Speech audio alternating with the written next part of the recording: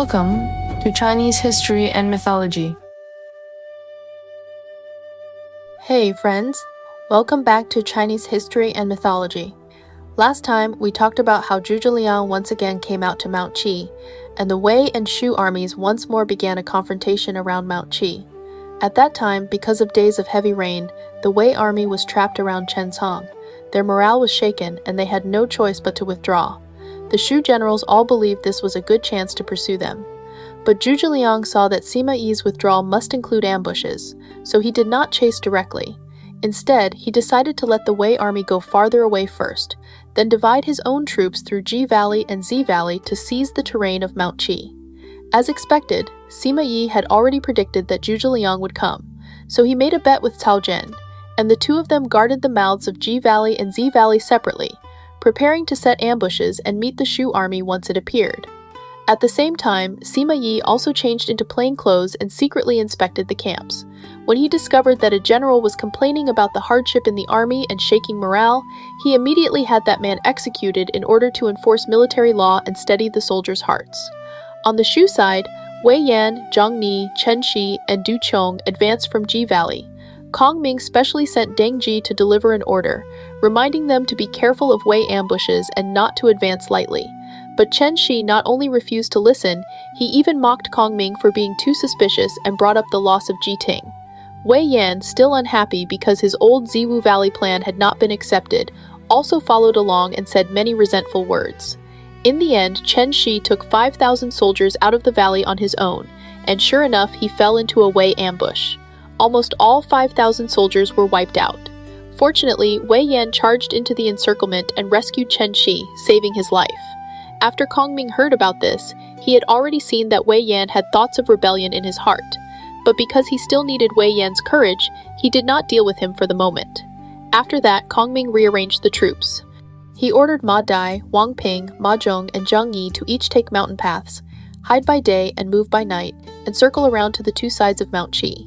He also ordered Guanxing, Liao Hua, Wu Ban, and Wu Yi to carry out a plan to lure the enemy. Cao Zhen originally did not believe the Shu army would come. He was careless in his heart and only waited for the 10 days to pass so he could watch Sima Yi embarrass himself.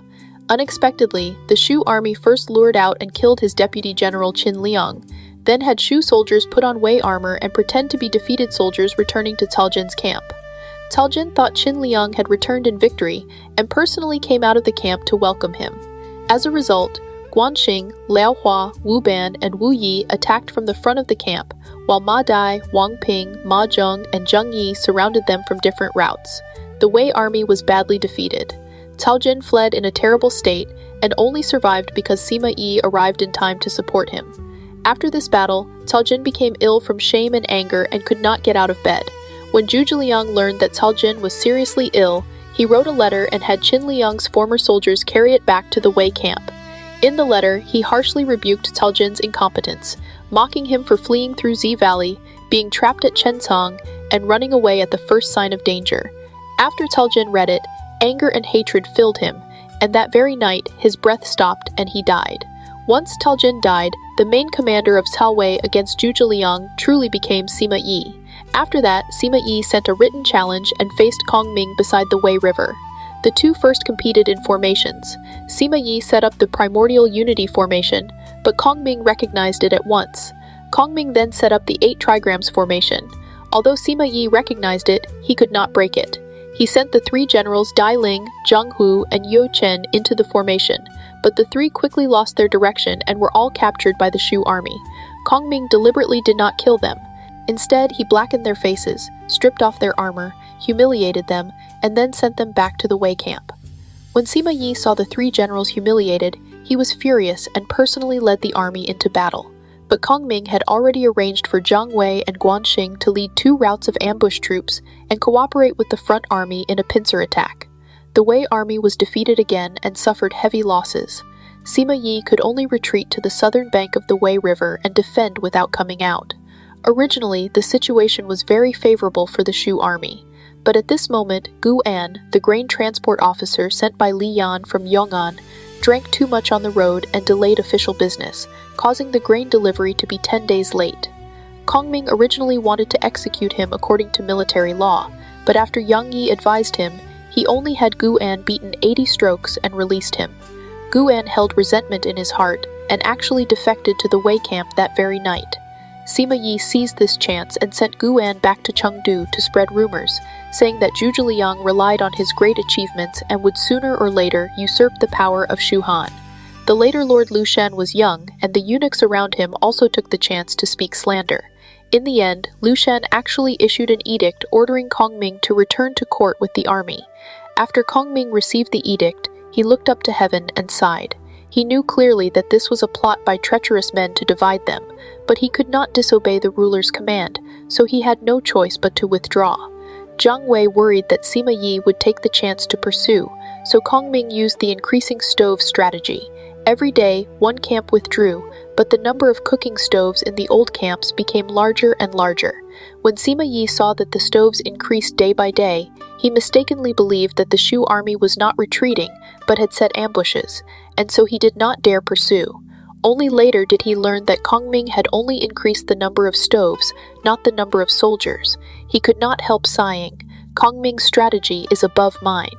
In this northern campaign, Zhu Zhiliang had only won battle after battle. He had even forced Tao Zhen to his death and defeated Sima Yi. But in the end, because of slander from the rear, he was forced to withdraw. In other words, he did not lose on the front battlefield. He lost to suspicion and rumors inside Shu Han itself. So, after Zhu Zhiliang returns to Chengdu, will he discover the truth about Gu An spreading rumors? After the later Lord Lu Shan believed the slander and recalled the great army, how will he face Zhu Zhiliang? And in Zhu Zhiliang's next northern campaign, how will he reopen the situation? Let's continue the story. When the generals heard that Kongming would not pursue the Wei soldiers, they all entered the tent and reported, "The Wei soldiers have been trapped by the heavy rain and cannot even set up camp properly. Now that they are withdrawing, this is the perfect chance to pursue them. Chancellor, why do you not pursue?" Kongming said, "Sima Yi is skilled in the use of troops. Since he is withdrawing now, he will surely set ambushes. If I pursue, I will fall right into his plan. It is better to let them go far away first. Then I will divide the army and go straight out through Z Valley to take Mount Qi. In this way, the Wei people will surely be unprepared." The generals asked again, "There are other roads for attacking Chang'an. Why must the Chancellor take Mount Qi?" Kongming answered, "Mount Qi is the gate to Chang'an. If troops from the commanderies of Longxi come to support, they must pass through this place. In front, it faces the Wei River. Behind, it relies on Z Valley. To the left and right, we can either advance or retreat, and it is also suitable for setting ambushes and using troops. It is an important place for deploying military strength. That is why I must first take Mount Qi and control the advantage of the terrain." After hearing this, all the generals bowed in admiration. So Kongming ordered Wei Yan, Zhang Ni, Du Chuang, and Chen Shi to send troops from Ji Valley, Ma Dai, Wang Ping, Zhang Yi, and Ma Zhong to send troops from Z Valley, and all of them were to meet at Mount Qi. After the deployments were finished, Kongming personally led the great army, with Guang Xing and Liao Hua as vanguards, and then advanced. Meanwhile, Cao Zhen and Sima Yi were supervising the men and horses in the rear. They sent troops into the old Chencang Road to scout, and the report came back that the Shu soldiers had not pursued. Another 10 days passed, and the generals who had been lying in ambush in the rear also returned and said, "The Shu soldiers have made no movement at all." Cao Zhen said, "After days of autumn rain, the plank roads have been cut off. How would the Shu people know that we have withdrawn?" But Sima Yi said, "The Shu soldiers will come out very soon." Cao Zhen asked, "How do you know?" Sima Yi answered, "These last few days the weather has been clear, yet the Shu soldiers have not pursued us. This shows that Kongming has judged that I have hidden troops, so he deliberately let our army go far away. Once our army has fully withdrawn, he will certainly attack and take Mount Qi." Cao Zhen did not believe him. Sima Yi then said, "Zidan, if you do not believe me, I am certain that Kongming will send troops from 2 valleys. You and I can each guard 1 valley entrance, with a limit of 10 days. If no Shu soldiers come, I am willing to paint my face with powder, put on women's clothes, and come to your camp to admit my fault." Cao Zhen said, "If Shu soldiers really do come, I am willing to give you 1 jade belt and 1 imperial horse granted by the Son of Heaven." So the two divided the army into 2 routes. Cao Zhen led troops to camp west of Mount Qi and guard the mouth of Z Valley. Sima Yi led troops to camp east of Mount Qi and guard the mouth of Ji Valley. After setting up camp, Sima Yi first sent one force to lie in ambush inside the valley, while the rest of the troops guarded the important roads. He also changed into plain clothes, mixed in among the soldiers, and inspected the camps.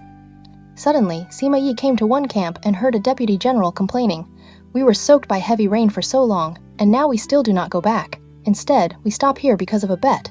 Is this not making life bitter for us officers and soldiers?" After Sima Yi heard this, he returned to camp, held court in the command tent, gathered the generals, and called out the deputy general who had complained. He scolded him, saying, "The court supports soldiers for 1,000 days to use them for one moment. How dare you speak words of complaint and shake the army's morale?" The general refused to admit it. Sima Yi called out his companions to testify, and the man could no longer deny it. Sima Yi said, "I am not doing this for a bet. I am doing it to defeat the Shu soldiers, so that every one of you can return to court with merit, but you complain recklessly and bring guilt upon yourself." After saying this, he ordered the warriors to drag him out and behead him. Before long, the head was presented below the tent, and all the generals were frightened. Sima Yi then said, "All generals must put your hearts into guarding against the Shu soldiers. As soon as you hear the cannon sound from my central army, attack together from all sides." The generals accepted the order and withdrew. Now, Wei Yan, Zhang Ni, Chen Shi, and Du Chong led 20,000 soldiers out from Ji Valley. On the road, the advisor Deng Ji arrived and delivered Kongming's military order. "If you go out through Ji Valley, you must guard against Wei ambushes and must not advance lightly." Chen Shi said, "Why is the Chancellor so suspicious in his use of troops? The Wei soldiers have suffered through heavy rain, and their clothes and armor are ruined. They must be in a hurry to go back. How could they still set ambushes? Now our army should march twice as fast and can win a great victory. Why must we stop?" Deng Ji said, "The Chancellor's plans never fail. How dare you disobey his order?" Chen Shi laughed and said, "If the Chancellor's strategy were truly unmatched, there would not have been the loss at Jititing."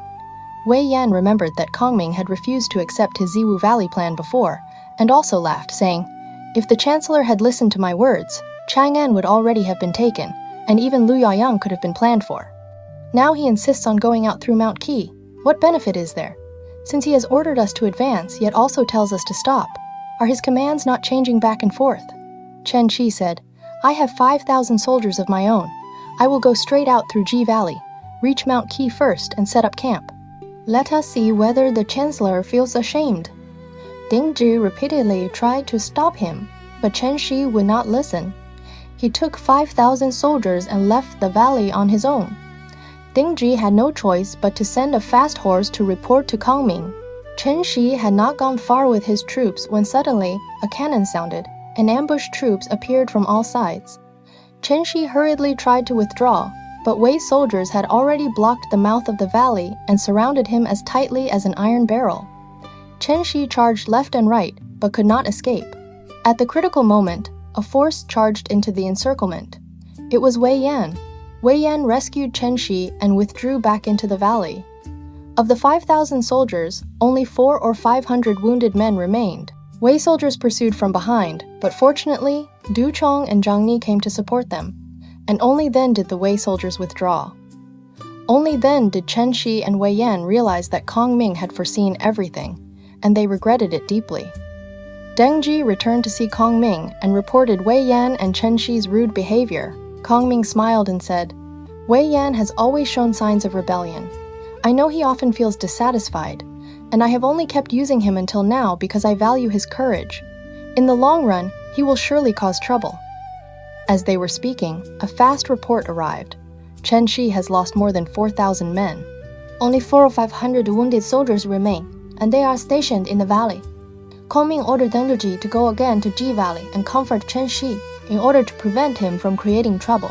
Then he summoned Ma Dai and Wang Ping and instructed them, "If Ye Valley truly has Wei soldiers guarding it, you two must lead your own troops across the mountains, hiding by day and moving by night. Quickly reach the left side of Mount Qi and raise fire as the signal." He then summoned Ma Zhong and Zhang Yi and said, "You will also take small mountain roads, hide by day and move by night. Go straight to the right side of Mount Qi and raise fire as the signal. Join Ma Dai and Wang Ping and together raid Cao Zhen's camp. I will attack from 3 sides within the valley, and the Wei soldiers can be broken." The 4 men accepted the order and left. Kongming then summoned Guangxing and Liao Hua and quietly gave them instructions close to their ears. The two received the secret plan and led troops ahead. Kongming personally led elite soldiers and marched at double speed. On the way, he summoned Wu Ban and Wu Yi, gave them a secret plan, and sent them ahead. Meanwhile, Cao Zhen did not believe the Shu soldiers would come. His heart was careless, and he was only waiting for 10 days to pass without incident so he could see Sima Yi embarrass himself. Before he knew it, he had already guarded there for 7 days. Suddenly, someone reported, "A small group of Shu soldiers has come out from the valley." Cao Zhen ordered his deputy general, Qin Liang, to take 5,000 soldiers and go scout, not allowing the Shu soldiers to come near. When Qin Liang led troops to the mouth of the valley, he learned that the Shu soldiers had withdrawn, so he hurriedly pursued. After traveling 50 or 60 li and seeing no Shu soldiers, he felt suspicious and ordered the soldiers to dismount and rest. Suddenly, scouts came to report, "There are Shu soldiers in ambush ahead." Qin Liang mounted his horse and looked out. He saw dust rising in the mountains and hurriedly ordered his soldiers to be on guard. Before long, shouts rose loudly from all sides. In front, Wu Ban and Wu Yi charged out. From behind, Guanxing and Liao Hua attacked. To the left and right were high mountains, with no road to retreat. The Shu soldiers on the mountains shouted, "Those who dismount and surrender will be spared." More than half the Wei soldiers surrendered. Qin Liang fought desperately, but was cut down from his horse by Liao Hua. Kongming kept the surrendered soldiers in the rear army, then gave the Wei soldiers clothes and armor to 5,000 Shu soldiers, and had them disguise themselves as Wei soldiers. He ordered Guanxing, Liao Hua, Wu Ban, and Wu Yi to lead them straight toward Cao Zhen's camp. He first sent a reporting rider into the camp to say, "There was only a small group of Shu soldiers, and they have all been driven away." Cao Zhen was delighted after hearing this.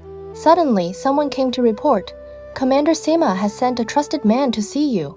Cao Zhen summoned him in and questioned him.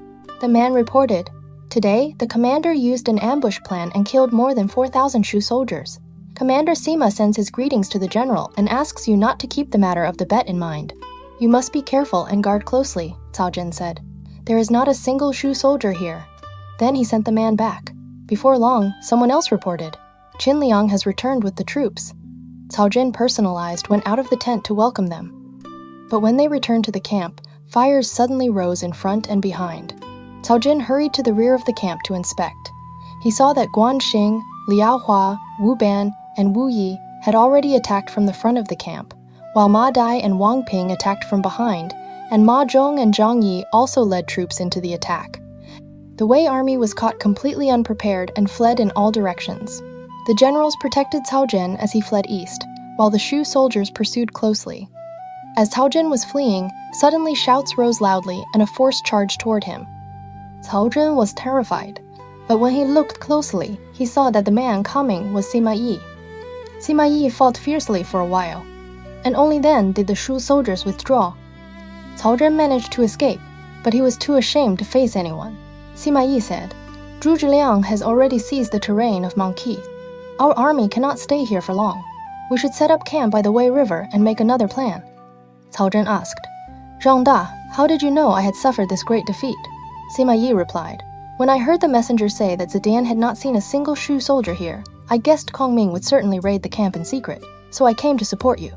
Now we have indeed fallen into his plan. Let us not mention the matter of the bet again. We should only work together to serve the state." Cao Zhen was ashamed, frightened, and distressed, and anger made him fall ill. He became bedridden. Sima Yi worried that the army's morale would become unstable and did not dare let Cao Zhen command troops again, so he stationed the soldiers and horses by the Wei River. Kongming again came out to Mount Qi in great force and rewarded the three armies. Wei Yan, Chen Shi, Du Chong, and Jiang Ni entered the tent to confess their guilt. Kongming asked, "Who lost the soldiers?" Wei Yan said, "Chen Shi disobeyed orders and entered the valley on his own, so he was badly defeated." Chen Shi said, "This was something Wei Yan taught me to do." Kongming said, "Wei Yan saved you, yet you turn around and accuse him. You have already violated military orders. There is no need for clever excuses." After saying this, he ordered the warriors to drag Chen Shi out and behead him. Before long, the head was hung before the tent as a warning to the generals. Kongming did not kill Wei Yan at this time because he wanted to keep him for future use. After Kongming executed Chen Shi, he was discussing the next advance when a spy suddenly came to report, "Cao Zhen is bedridden with illness and is now being treated in camp." Kongming was delighted and said to the generals, "If Cao Zhen's illness were light, he would certainly have returned to Chang'an." Now that the Wei soldiers have not withdrawn, he must be seriously ill and is staying in the army to calm the hearts of the troops.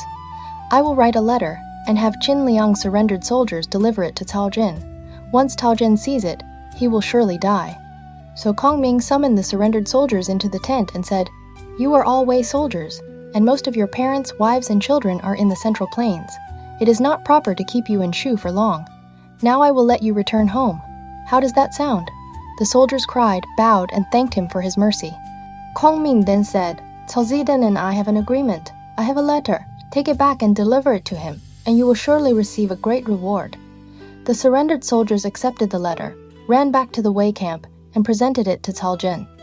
Cao Zhen rose despite his illness and opened the letter to read it.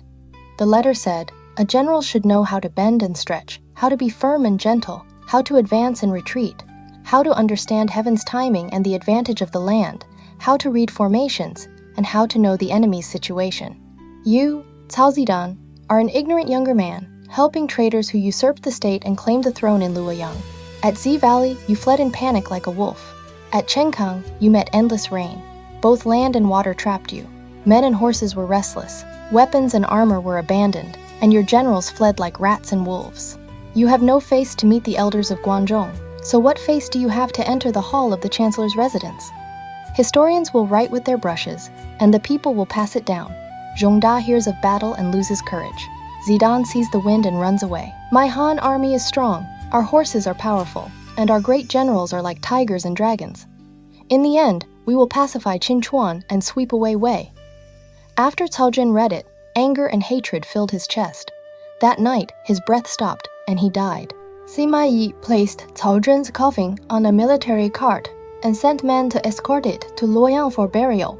When the Wei ruler learned that Cao Zhen had died, he immediately issued an edict urging Sima Yi to go out and fight. So Sima Yi led the great army to confront Kongming and first sent a written challenge for the next day. Kongming said to the generals, "Cao Zhen must be dead." He then wrote his reply, "We will fight tomorrow." The envoy left. That night, Kongming ordered Jiang Wei to receive a secret plan. Then he summoned Guan Xing and gave him detailed instructions. The next day, Kongming moved all the troops of Mount Qi and formed ranks beside the Wei River. On one side was the river, on the other was the mountain, and in the middle was flat and open ground, truly a great battlefield. The two armies faced each other, with archers holding the formation lines. After 3 rounds of drums, the gate banners of the Wei army opened, and Sima Yi rode out, with the generals following behind him. Kongming sat calmly on his 4-wheeled carriage, waving his feather fan. Sima Yi said, "My lord followed the example of Yao and Shun in receiving the throne by abdication. For 2 generations, his house has held the Central Plains and tolerated Shu and Wu. This is kindness and generosity. You are only a farmer from Nanyang, yet you do not understand heaven's will and stubbornly invade us. You should be destroyed. If you can wake up and withdraw, each side can guard its own borders and stand as 3 powers. Then the living people can be spared suffering." Kongming smiled and said, "I received the late emperor's heavy trust to protect the orphan. How could I not devote my heart to punishing traitors? Your Cao clan will soon be destroyed by Han. Your ancestors and fathers were all Han ministers and received Han salaries for generations. Instead of thinking of repayment, you helped the usurpers. Are you not ashamed?" Sima Yi said in shame, "I will settle victory and defeat with you. If you win, I swear I will no longer serve as a great general. If you lose, then return early to your homeland and I will never harm you." Kongming asked, "Do you want to compete in generals, troops, or formations?" Sima Yi said, "First we will compete in formations." Kongming said, "You set up your formation first and let me see it." Sima Yi entered the central army, held a yellow flag, and waved it. The left and right armies changed with it and formed a battle array. He then came out and asked, "Do you recognize this formation?" Kongming laughed and said, "Even minor generals in my army can set this up. This is the primordial unity formation." Sima Yi then said, "You set up a formation and let me see it." Kongming entered the formation, waved his feather fan, then came back to the front and asked, "Do you recognize my formation?" Sima Yi said, "It is only the 8 trigrams formation. How could I not know it?" Kongming said, "Since you know it, do you dare come and break it?"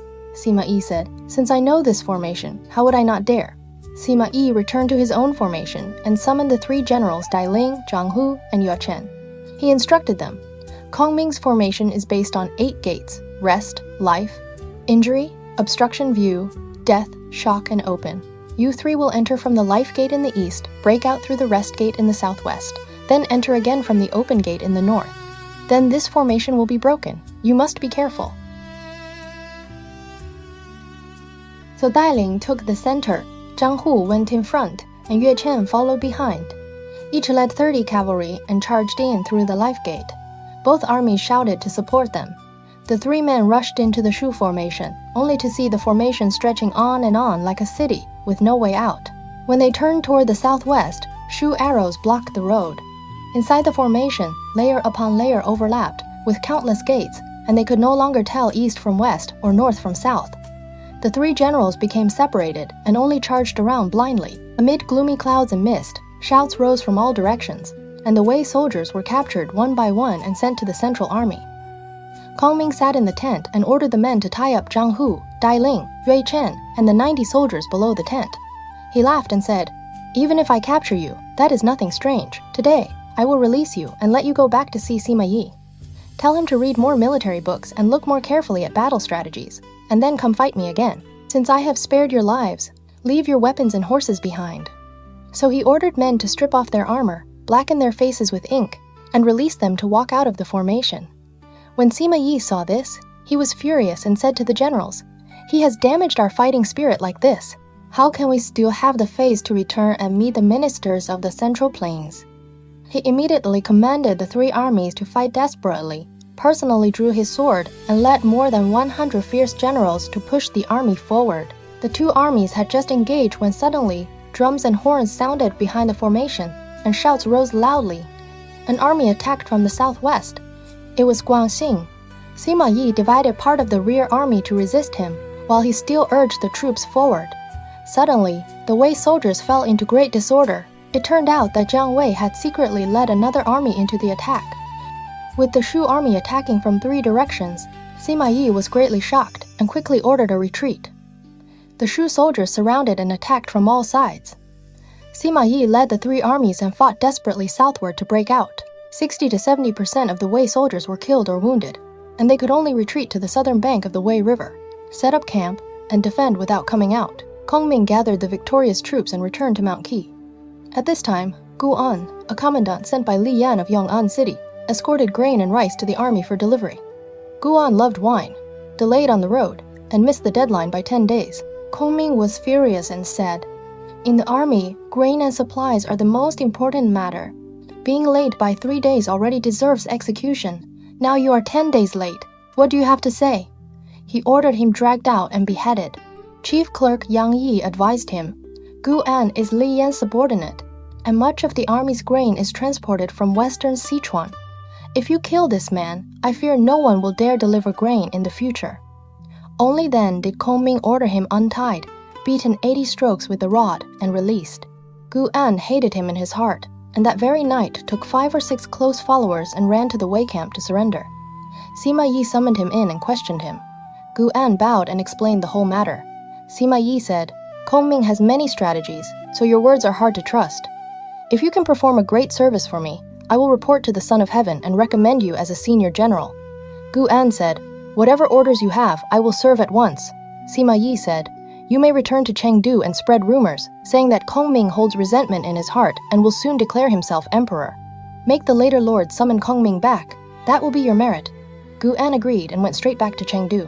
After meeting the eunuchs, he spread rumors saying that Kongming relied on his great achievements and would sooner or later usurp the throne. The eunuchs were shocked after hearing this and entered the palace to report it to the later lord. The later lord asked in alarm, "What should be done?" The eunuchs said, "You can issue an edict summoning him back to Chengdu and remove his military authority so he cannot rebel." So the later lord issued an edict summoning Kongming to return to court. Zhang Wan stepped out from the ranks and reported, "Since the Chancellor set out on campaign, he has repeatedly achieved great merit. Why suddenly summon him back?" The later lord said, "I have a secret matter that I must discuss with the Chancellor face to face." So he sent an envoy through the night to Mount Qi with the command. The envoy arrived at the main camp on Mount Qi. Kongming welcomed him in and received the edict. After that, he looked up to heaven and sighed deeply. "The ruler is young and there must be treacherous petty men around him. I was just about to build merit. Why summon me back? If I do not return, then I am not loyal to my lord. If I obey the command and withdraw the army, it will be hard to get such a chance again in the future." Jiang Wei asked, If the great army withdraws and Sima Yi takes the chance to pursue, how should we respond? Kongming said, "For this withdrawal, we will retreat in 5 routes. Today, 1 camp will withdraw first. If there are 1,000 soldiers in the camp, dig 2,000 cooking stoves. Tomorrow, dig 3,000. The day after tomorrow, dig 4,000. Each day that the army withdraws, the number of stoves will instead increase." Yang Yi asked, "In the past, when Sun Bing captured Pangguan, he reduced the number of stoves to lure the enemy. Now that the Chancellor is withdrawing, why increase the number of stoves?" Kongming answered, "Sima Yi is skilled in war. When he learns our army is withdrawing, he will surely want to pursue. If he suspects that I have hidden troops, he will go to the old camps and count the stoves. When he sees the number of stoves increasing day by day, he will be unsure whether our army is increasing or retreating, and naturally he will not dare pursue. Our army can withdraw slowly, and there will be no danger of losing soldiers."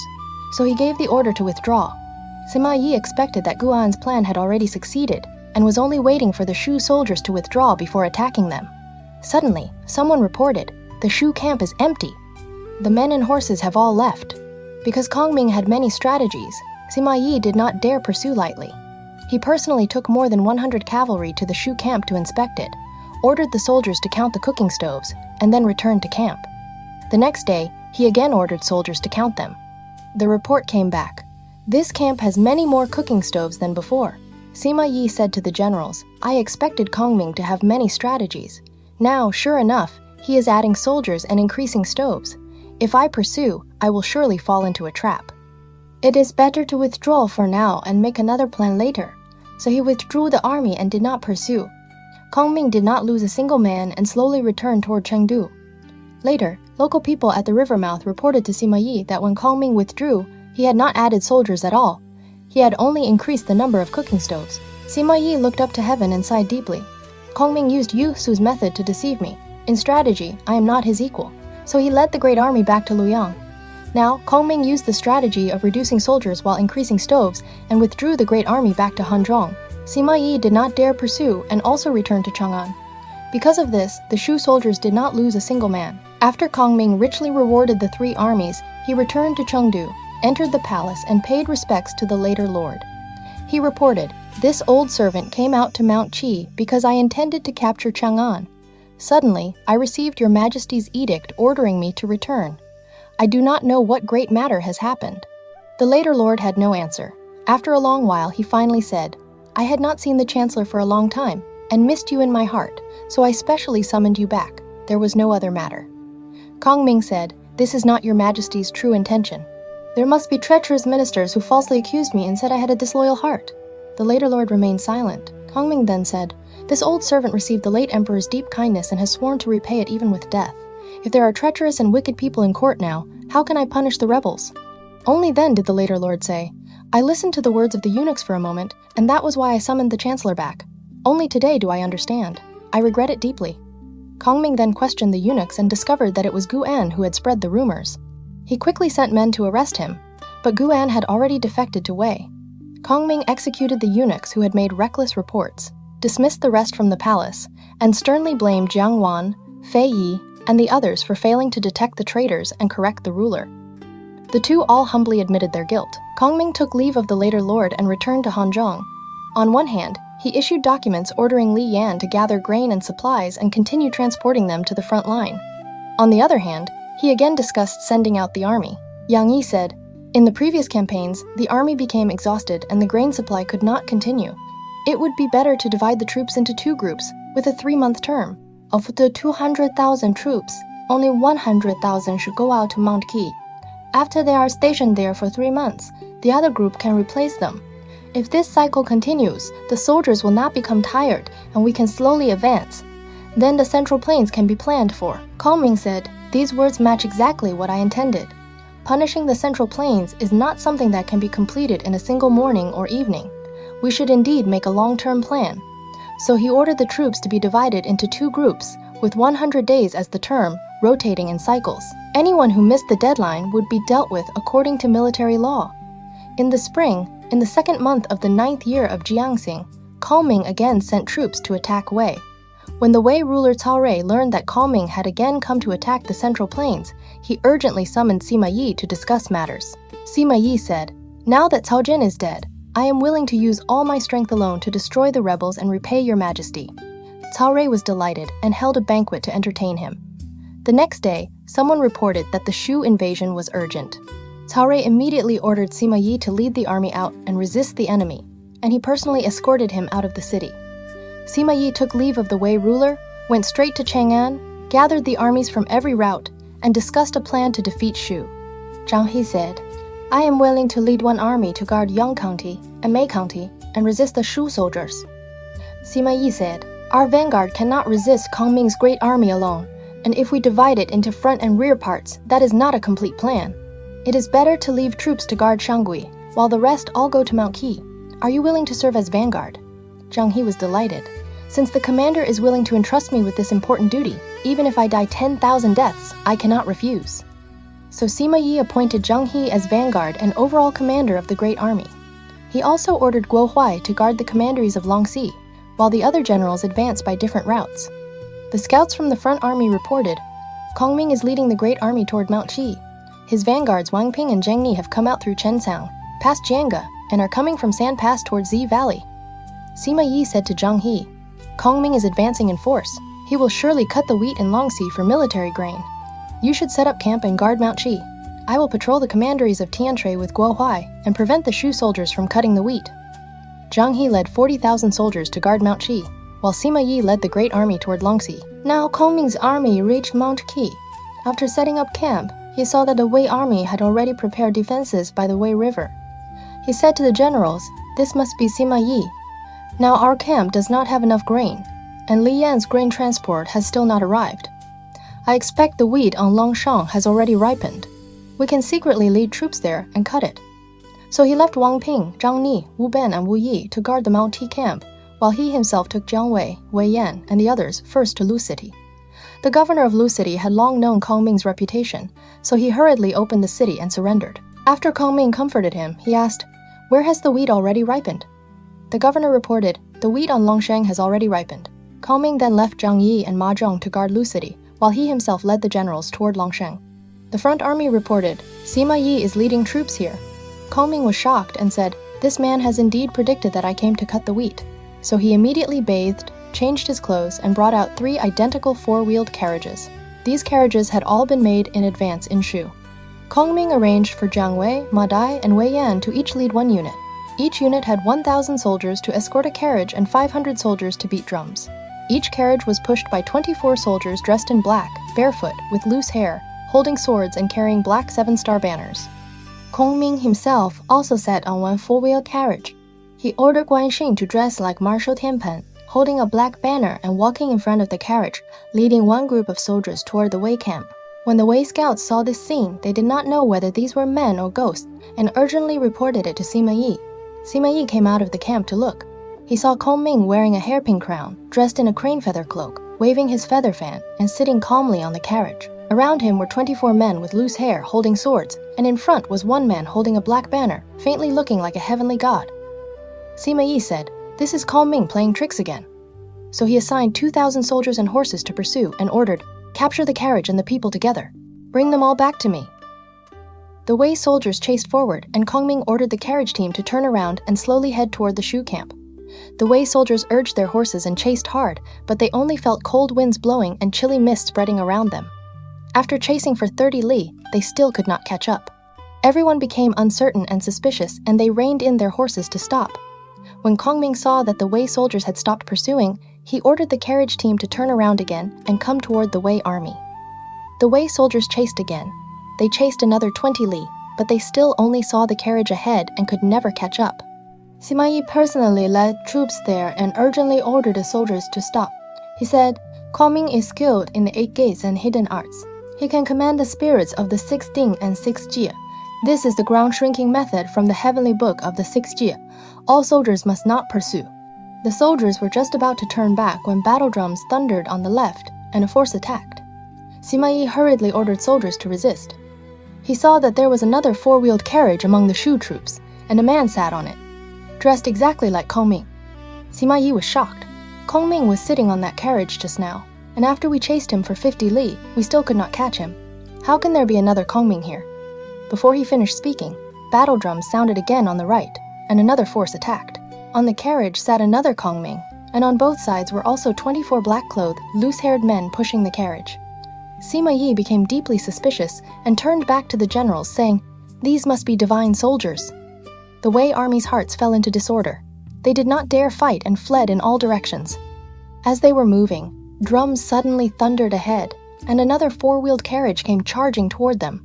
On the carriage, another Kongming still sat calmly. The Wei soldiers were all terrified. Sima Yi did not know whether these were men or ghosts, and he did not know how many Shu soldiers there were. He hurriedly led troops into Shangui City and shut the gates tightly, not daring to come out. By this time, Kongming had already ordered 30,000 elite soldiers to cut all the wheat on Longshang and transport it to Lu City for threshing and drying. Sima Yi stayed inside Shangui City and did not dare come out for 3 days. Later, seeing that the Shu soldiers had withdrawn, he ordered soldiers to leave the city and scout. On the road, they captured one Shu soldier. Sima Yi asked him what divine soldiers had appeared earlier. The soldier answered, the 3 ambush forces were not Kongming himself, but Jiang Wei, Ma Dai, and Wei Yan. Each route had only 1,000 soldiers escorting a carriage and 500 soldiers beating drums. The true Kongming was only on the first carriage that lured the enemy. Sima Yi looked up to heaven and sighed deeply. Kongming truly has strategies that appear and disappear like spirits. Suddenly, someone came to report. Deputy Commander Guo Huai requests an audience. Sima Yi welcomed him in, and Guo Huai said, "I heard that the Shu soldiers are not many and are now threshing wheat in Lu City. We can attack them." Sima Yi told him what had just happened. Guo Huai laughed and said, "That only fooled people for a moment. Now that it has already been seen through, what is there to fear?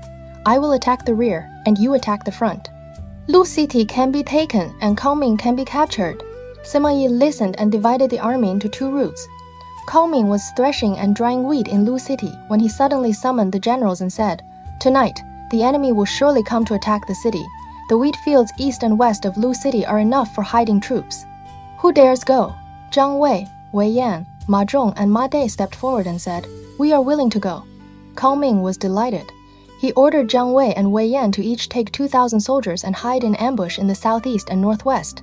Ma Dai and Ma Zhong to each take 2,000 soldiers and hide in ambush in the southwest and northeast. Once they heard the cannon signal, all 4 sides were to attack together. The 4 generals accepted the order and left. Kongming himself also took more than 100 men, each carrying fire cannons, and left the city to hide in the wheat fields. That night, Sima Yi led troops to the foot of Lu City. Seeing that the sky was already dark, he said to the generals, "If we attack the city in the daytime, the city will surely be prepared. Now we can attack at night. This city has low walls and shallow moats, so it will be easy to break." At the first watch, Guo Huai also led troops there. The 2 routes joined together, and with one beat of the drums, they surrounded Lu City as tightly as an iron barrel. From the city walls, thousands of arrows fired together, and arrows and stones fell like rain. The Wei soldiers did not dare move forward.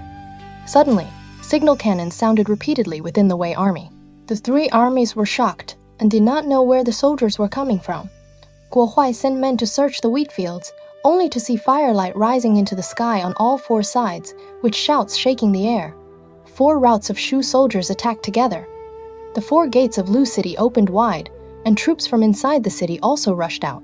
Attacked from both inside and outside, the Wei army suffered countless deaths and injuries. Sima Yi led the remaining soldiers and fought desperately out of the encirclement, seizing a hilltop. Guo Huai also led the remaining soldiers behind the mountain and set up camp. After Kongming entered the city, he ordered 4 generals to set up camps at the 4 corners. Guo Huai said to Sima Yi, "We have faced the Shu soldiers for a long time, yet we still have no plan to drive them back. Now we have been defeated again and lost more than 3,000 men. If we do not think of a plan soon, it will be difficult to withdraw later." Sima Yi asked, "What should we do?"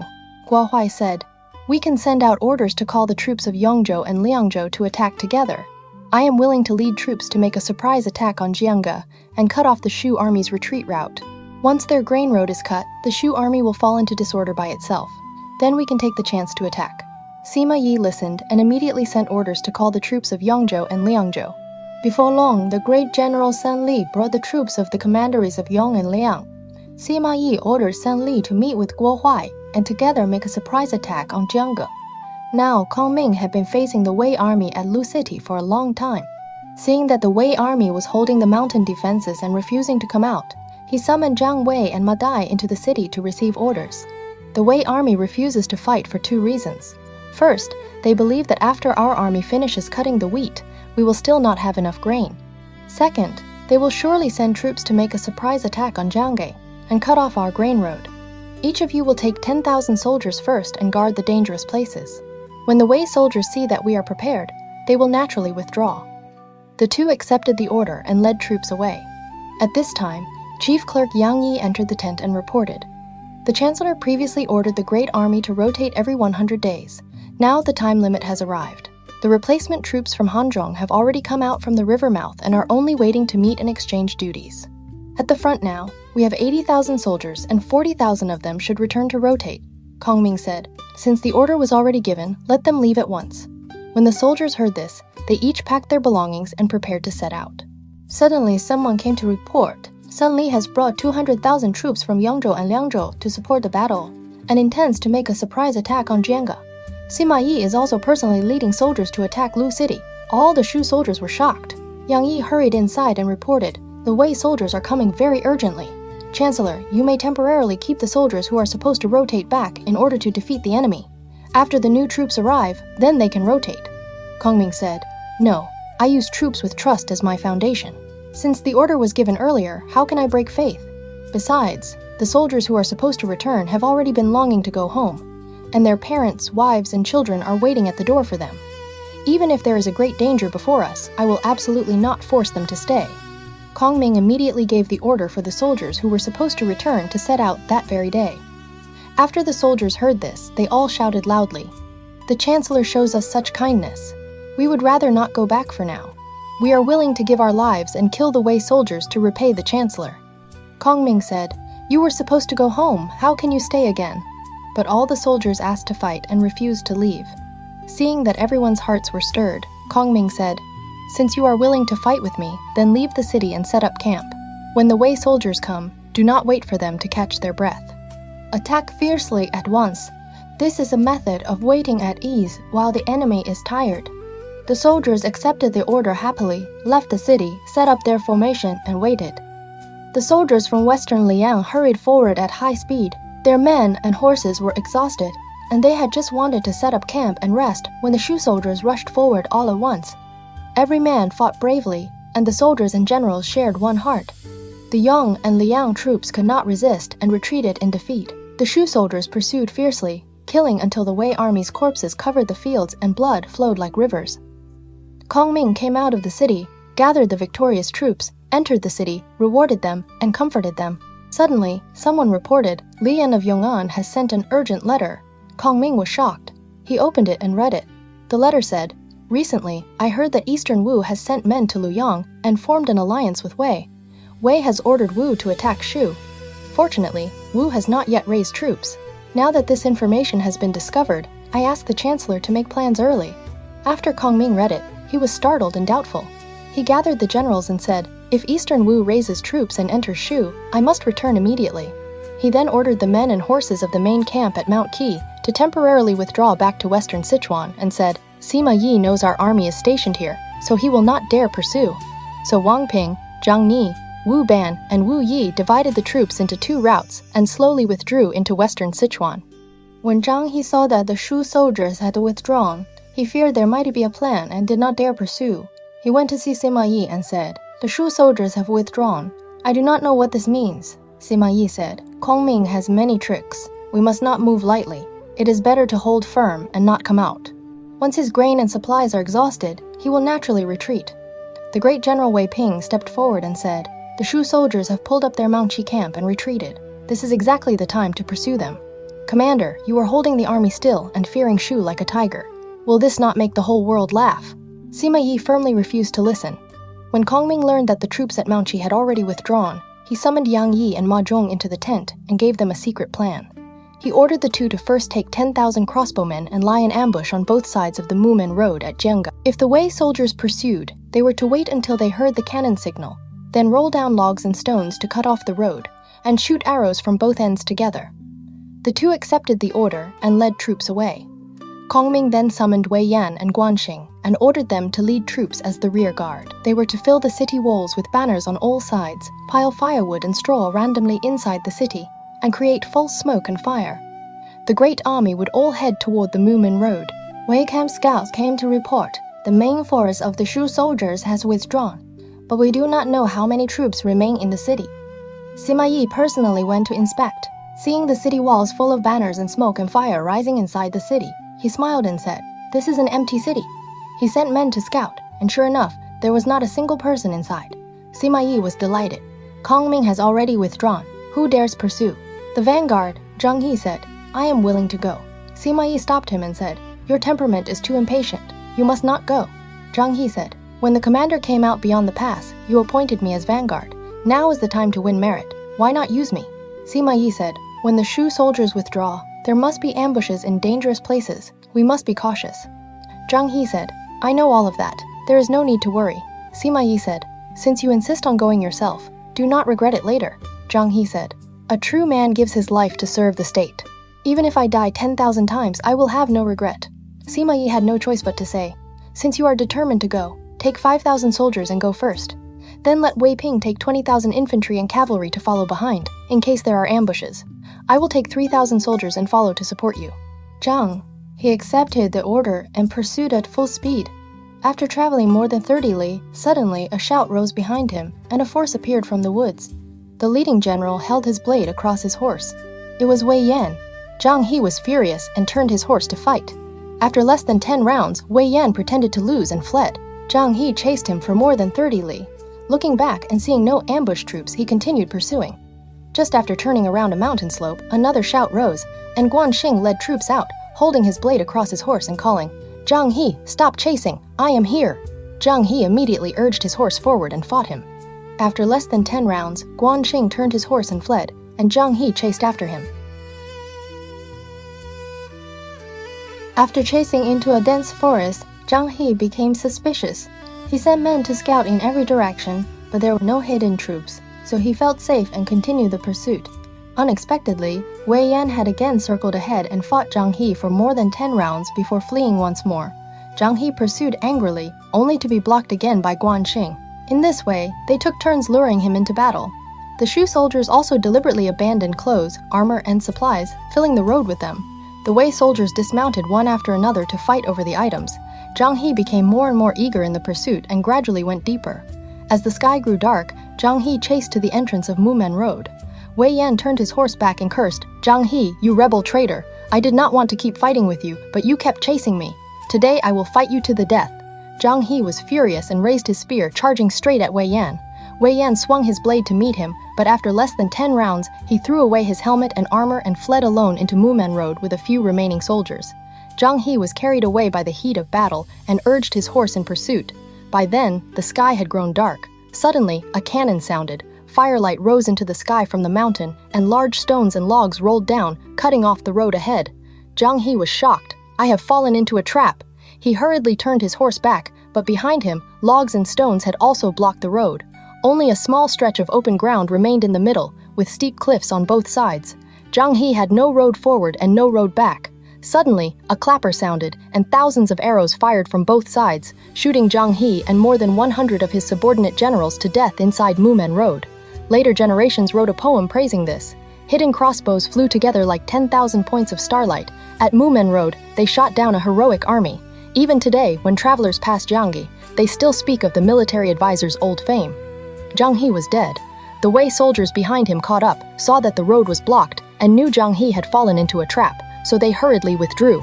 Suddenly, they heard someone on the mountain shout loudly, "Chancellor Zhuji is here!" The soldiers looked up and saw Kongming standing in the firelight, pointing at the army and saying, "I came out hunting today. I meant to shoot a horse, but unexpectedly, I shot a roe deer instead. Go back and tell Zhang Da, sooner or later, he will be captured by me." The Wei soldiers returned and reported this to Sima Yi. Sima Yi was deeply grieved. He looked up to heaven and sighed, "Zhang Junyi's death is my fault." So he withdrew the army and returned to Luoyang. When the Wei ruler learned of Zhang He's death, he also sighed through tears and ordered men to collect the body and bury him with generous honors. Kongming returned to Hanzhong and prepared to go back to Chengdu to meet the later lord. Unexpectedly, the Protector General Li Yan first submitted a memorial to the later lord, saying, I had already prepared the army's grain and was just about to send it to the front line. I do not know why the Chancellor suddenly withdrew the army." After the later lord heard this, he immediately ordered Minister Fei Yi to go to Hanzhong and ask about it. Fei Yi reached Hanzhong and delivered the later lord's message. Kongming was shocked and said, "Li Yan sent me an urgent letter saying that Eastern Wu was about to invade Shu. That is why I withdrew the army."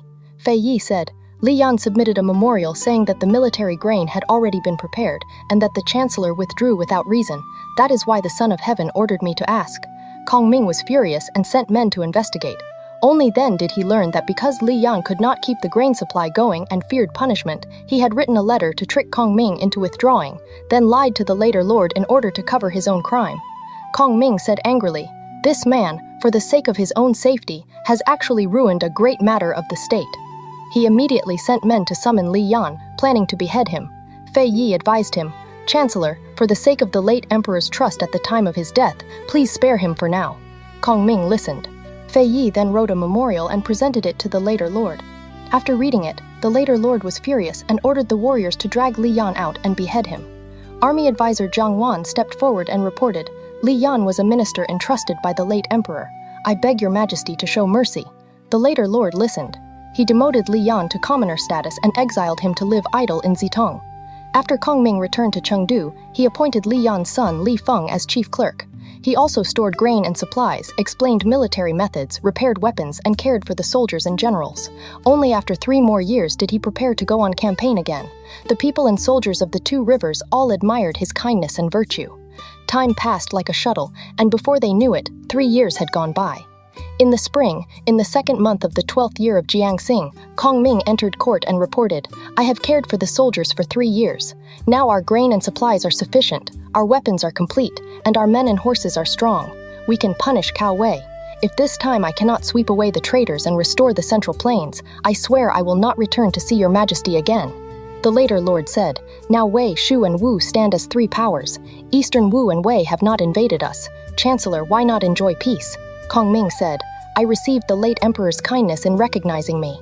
Even in dreams, I have never stopped thinking of plans to attack Wei, to exhaust all my strength, to remain loyal with all my heart, to recover the Central Plains for your majesty and revive the Han house. This is the wish of my whole life."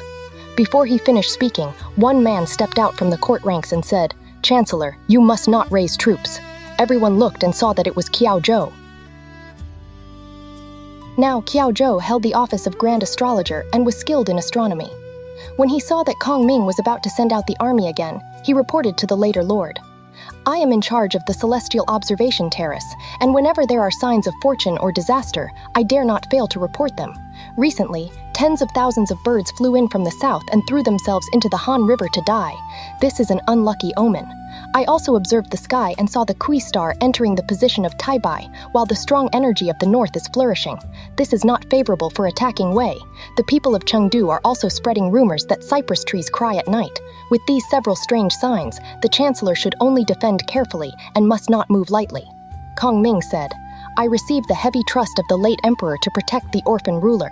I should do everything I can to punish the rebels. How can I abandon a great affair of the state because of false and empty signs of disaster?" So he ordered the proper officials to set out offerings in the temple of Emperor Zhao Li. With tears in his eyes, he bowed and reported, "Your servant Liang has sent troops to Mount Qi 5 times, yet I have not taken even 1 inch of land. My guilt is not light. Now I will again command the great army and go out to Mount Qi once more. I swear to exhaust all my strength, destroy the traitors against Han, restore the Central Plains, and devote myself completely until death." After the sacrifice was finished, Kongming took leave of the later lord and hurried through the night to Hanzhong, where he gathered the generals to discuss the campaign. Suddenly, someone came to report, "Guanxing has died of illness." Kongming cried out loudly and fainted to the ground. Only after a long time did he wake.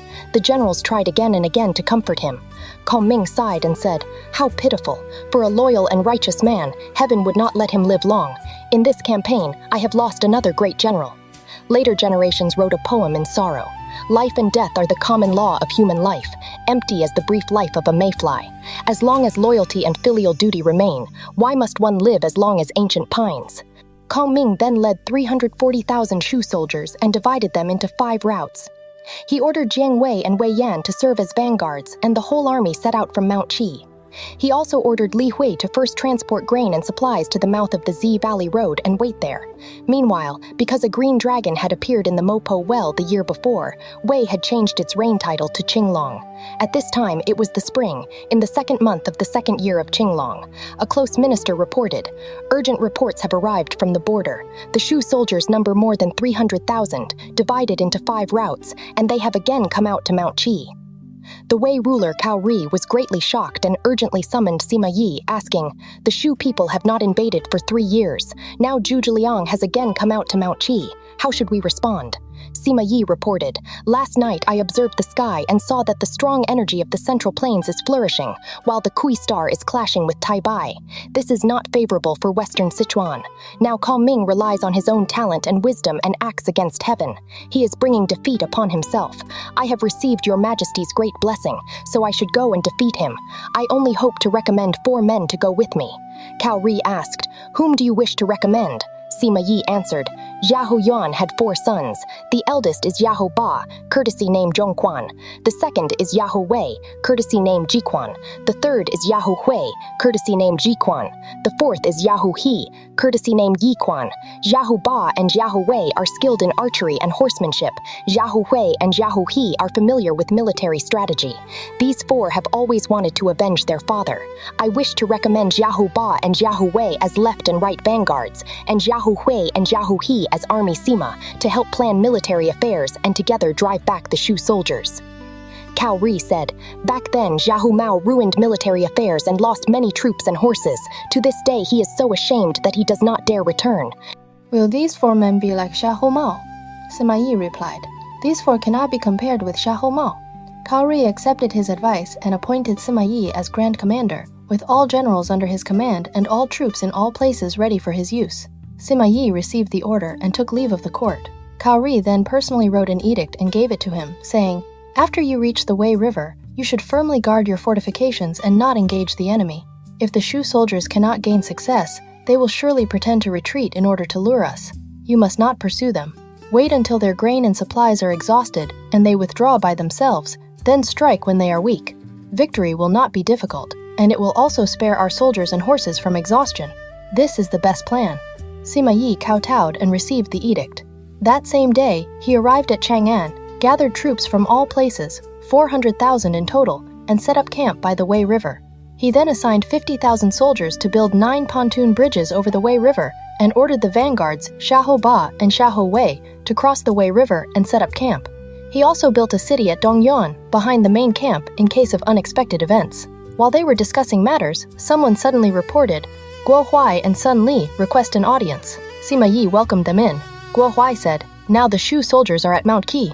If they cross the Wei River, climb the high ground, connect with the northern mountain, and cut off the long road, then we will be in danger." Sima Yi said, "What you say is very true. You may command the Longxi troops, occupy Beiyuan, set up camp there, dig deep trenches, build high walls, and hold still. Only when the Shu soldiers run out of grain may you attack." Guo Huai and Sun Li accepted the order and left. Now, Kongming again set out from Mount Qi. In one breath, he established 5 large camps, arranged at the left, right, center, front, and rear. From Z Valley to Jiangge, he also set up 14 camps in succession, spreading the soldiers and horses out to prepare for a long standoff.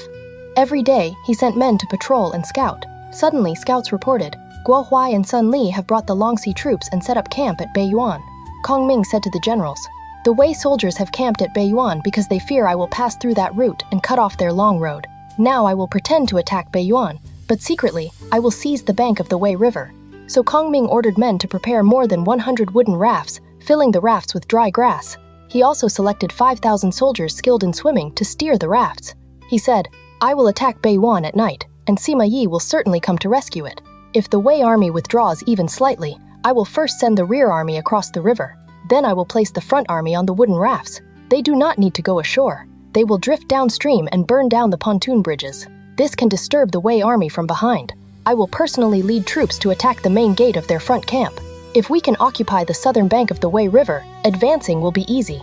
The generals accepted the order and prepared. Wei scouts quickly reported this news to Sima Yi. Sima Yi gathered the generals and said, "If Kongming is deploying troops like this, there must be deception. In name, he is attacking Beiyuan, but in truth, He wants to float downstream and burn my pontoon bridges, disturb the rear, and then attack my front camp. So Sima Yi sent orders to Xiaoba and Xiaowei. If you hear battle cries at Beiyuan, do not go to rescue it. Only lead troops to the mountains south of the Wei River and lie in ambush. When the Shu soldiers arrive, attack them. He also ordered Zhang Hu and Yue Chen to take 2,000 archers and lie in ambush on the northern bank of the Wei River pontoon bridges. If the Shu soldiers come downstream on wooden rafts, shoot at once together. Do not let them come near the pontoon bridges. Sima Yi then sent orders to Guo Huai and Sun Li. Kongming is attacking Beiyuan in order to secretly cross the Wei River. Your camp has just been established, and you do not have many troops. You may hide all your men halfway along the road. If the Shu soldiers cross the river after noon, they will come to attack you by dusk. You should pretend to retreat and lure them into pursuit, then shoot them with arrows. On my side, we will advance by land and water together and act according to my signal. After the orders for all sides were fixed, he ordered Sima Shi and Sima Zhao to lead troops to support the front camp, while he personally led one army to rescue Beiyuan. On Kongming's side, he ordered Wei Yan and Ma Dai to cross the Wei River and attack Beiyuan. He ordered Wu Ban and Wu Yi to lead the wooden raft troops to burn the pontoon bridges. He also ordered Wang Ping and Zhang Ni as the front force, Zhang Wei and Ma Zhong as the central army, and Liu Hua and Zhang Yi as the rear army, 3 routes in all, to attack the Wei dryland camp beside the Wei River. At noon, the Shu army all crossed the Wei River and formed ranks, slowly advancing. When Wei Yan and Ma Dai were close to Beiyuan, the sky had already grown dark. Sang Li learned that the Shu soldiers had arrived and immediately abandoned the camp and fled. Wei Yan knew the enemy was prepared and was just about to withdraw when suddenly, battle cries shook all around. On the left came Sima Yi, on the right came Guo Huai. 2 routes of soldiers attacked together. Wei Yan and Ma Dai fought hard and broke out of the encirclement, but more than half the Shu soldiers fell into the water, while the remaining troops also had no road to escape. Fortunately, Wu Yi led troops in and rescued the defeated soldiers across the river, then held the position. Wu Ban divided half his troops and drove the wooden rafts downstream to burn the pontoon bridges, but Zhang Hu and Yue Chen blocked him from the bank with a storm of arrows. Wu Ban was struck by arrows, fell into the water, and died. The remaining soldiers jumped into the water one after another to save their lives, and all the wooden rafts were seized by the Wei soldiers.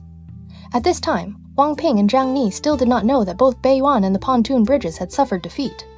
They rushed all the way to the front of the Wei camp, and it was already the second watch. They heard battle cries rising from all sides. Wang Ping said to Zhang Ni, "We do not yet know whether Beiyuan has won or lost, and the Wainan camp is right in front of us, yet we do not see a single Wei soldier. Could Sima Yi have seen through our army's plan?"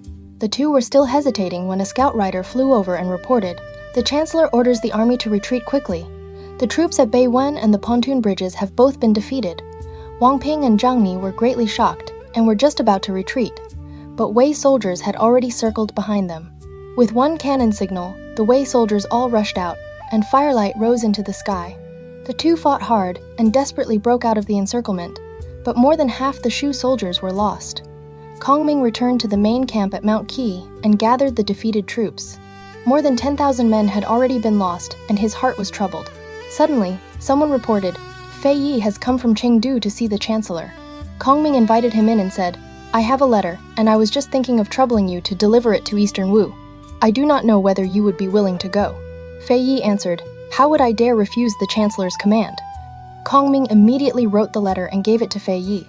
Fei Yi took the letter to Jianye, paid respects to the Wu ruler Sun Quan, and presented Kongming's letter. Sun Quan opened it and read it. The general meaning of the letter was, "The Han house is unfortunate, and the cow traders have usurped power and still have not been pacified. Liang has received the heavy trust of Emperor Zhao Li to protect the orphan ruler, and I dare not fail to devote my loyalty to serving the state. Now the great army has gathered at Mao Qi, and the enemy will be defeated at the Wei River. I respectfully ask your majesty to remember the duty of our alliance. Order your generals to campaign north, take the central plains together, and divide the world." After Sun Quan read it, he was delighted and said to Fei Yi, "I have long wanted to raise troops and attack Wei, but I have not been able to join with Kongming. Now that this letter has arrived, I will personally go on campaign at once, advance to Zhuchao Gate, and attack Shincheng of Wei. I will also order Lu Sun and Zhu Jujin to station at Jiangsha and Miankou and attack Xiangyang.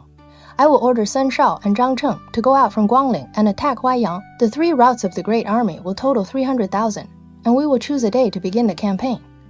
Fei Yi bowed in thanks and said, "If this truly happens, the Central Plains can soon be broken."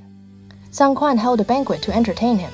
During the banquet, Sang Quan asked, "In the Chancellor's army, who is serving as vanguard?" Fei Yi answered, "Wei Yan." Sang Quan smiled and said, "This man is brave, but his mind is not upright. If one day Kongming is no longer there, he will surely cause disorder. Does Kongming not know this?" Fei Yi said, "Your Majesty's words are completely correct. After I return, I will tell the Chancellor." Fei Yi took leave and returned to Mount Qi, reporting to Kongming that Eastern Wu would raise 300,000 troops and divide them into 3 routes. Kongming then asked, "Did the Wu ruler say anything else?" Fei Yi told him Sun Quan's judgment of Wei Yan. Kongming sighed and said, "He is truly a wise ruler. It is not that I do not know what kind of man Wei Yan is. I only value his bravery, so I use him for now."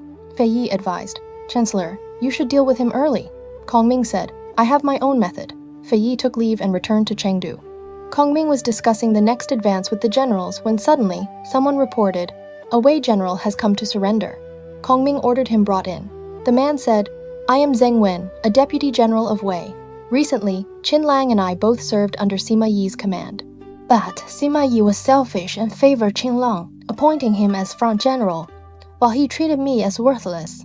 I feel wronged in my heart, so I have specially come to surrender to the Chancellor. I hope the Chancellor will accept me."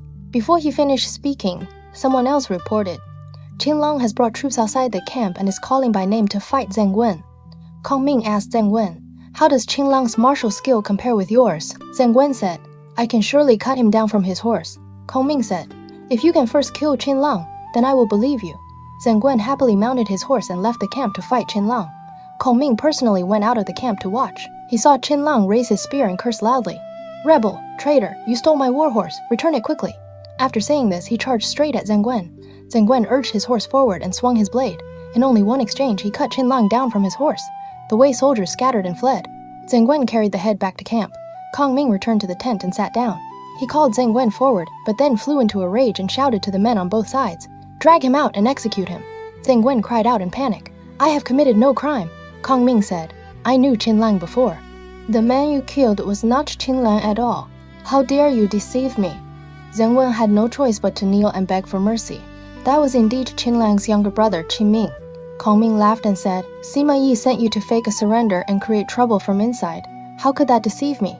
If you do not tell the truth, I will surely execute you." Zheng Wen had no choice but to admit that his surrender was false, and he cried, begging for his life. Kongming said, "If you want to live, then write a letter asking Sima Yi to personally come and raid the camp. Then I will spare you. If Sima Yi can be captured, this will be your merit." Zheng Wen could only write the letter, and Kongming ordered men to keep him under guard. Fan Jian asked, "Chancellor, how did you know this man's surrender was false?" Kongming answered, "Sima Yi does not use people lightly. If he truly promoted Qin Lang to front general, then Qin Lang's martial skill must be strong. How could Jing Wen kill him in a single exchange? So that man must not have been Qin Lang, and Zheng Wen must be pretending to surrender." Everyone was deeply impressed. Kongming selected a soldier who was skilled with words, quietly gave him instructions close to his ear, and ordered him to take the letter to the Wei camp. The soldier requested to see Sima Yi. After Sima Yi opened and read the letter, he asked, "Who are you?" The soldier answered, "I am from the Central Plains and drifted into Xiu. I am from the same hometown as Zheng Wen. Now, because Zheng Wen has won merit, Kongming has promoted him to vanguard. Zheng Wen asked me to present this letter. He has agreed that tomorrow night, fire will be raised as the signal. He asked the commander to bring all your troops to raid the camp, and he will support you from inside." Sima Yi questioned him again and again, and carefully examined the letter. It was indeed genuine, so he rewarded the soldier with wine and food and instructed him, "We will act tomorrow night at the second watch. I will personally come to raid the camp. If this succeeds, I will surely give you an important position." The soldier bowed, took leave, returned to camp, and reported to Kongming. Kongming held his treasured sword, walked in ritual steps, and prayed. After that, he summoned Wang Ping and Zhang Ni and gave them a secret plan. He then summoned Ma Zhong and Ma Dai and gave them a secret plan. Then he summoned Wei Yan and gave him separate instructions. He himself took several dozen men and sat on a high mountain, directing all the troops. After reading Zheng Wen's letter, Sima Yi originally wanted to personally lead troops with his 2 sons to raid the camp. His eldest son, Sima Shi, advised him, "Father, how can you personally enter dangerous ground just because of one letter? It would be better to send other generals first, while father supports them from behind. Sima Yi listened and ordered Qinlang to take 10,000 soldiers to raid the Shu camp, while he himself led troops behind to support him. That night, at the first watch, the wind was clear and the moon was bright. When it was almost the second watch, suddenly, dark clouds covered the sky, black mist spread everywhere, and no one could see the person across from him. Sima Yi was delighted and said, "This is heaven helping me succeed." So the Wei soldiers held wooden sticks in their mouths, and the horses' bits were tied down. They quietly advanced. Qinlang led the way and brought 10,000 soldiers straight into the Shu camp, but there was not a single person inside. Qinlang knew he had fallen into a trap and urgently called for the soldiers to withdraw. Suddenly, torches lit up on all sides and battle cries shook the sky. On the left, Wang Ping and Zhang Ni attacked. On the right, Ma Dai and Ma Zhong attacked. The two rows of soldiers charged in. Qinlang fought desperately but could not break out. From behind, Sima Yi saw firelight rising into the sky in the Shu camp, with shouting continuing without end. Not knowing whether they had won or lost, he only urged his troops forward to support them and charged toward the firelight. Suddenly, a shout rose, drums and horns thundered, and fire cannons shook the ground. On the left, Wei Yan charged out. On the right, Zhang Wei charged out. The two routes attacked. The Wei soldiers were badly defeated. 8 or 9 out of 10 were killed or wounded, and the rest scattered and fled. The 10,000 soldiers under Qinlang were also surrounded by the Shu army, and arrows fell like locusts. Qinlang died in the chaos. Sima Yi led the defeated soldiers back to his own camp. After the third watch, the sky became clear again. Kongming sounded the gong from the mountaintop and gathered the troops. It turned out that the dark clouds and heavy mist at the second watch were created by Kongming using the hidden arts of Dengjia. After he gathered the troops, the sky became clear again because Kongming had commanded the spirits of the 6 Ding and 6 Jia to scatter the floating clouds. After this, Kongming returned to camp in victory, ordered Zhang Wen executed, and again discussed a plan to capture Wainan. After this, Kongming ordered soldiers to challenge every day, but the Wei army simply refused to come out. Kongming then rode in a small carriage to inspect the terrain in front of Mount Qi and along both banks of the Wei River. Suddenly, he came to the mouth of a valley and saw that its shape was like a gourd. The inside could hold more than 1,000 men. The two mountains closed together into a valley that could hold 400 or 500 men. Behind it, 2 mountains wrapped around the place, and only 1 man and 1 horse could pass through. Kongming was delighted and asked the guide officer, "What is this place called?" The guide officer answered, "This place is called Changfeng Valley. It is also known as Gourd Valley."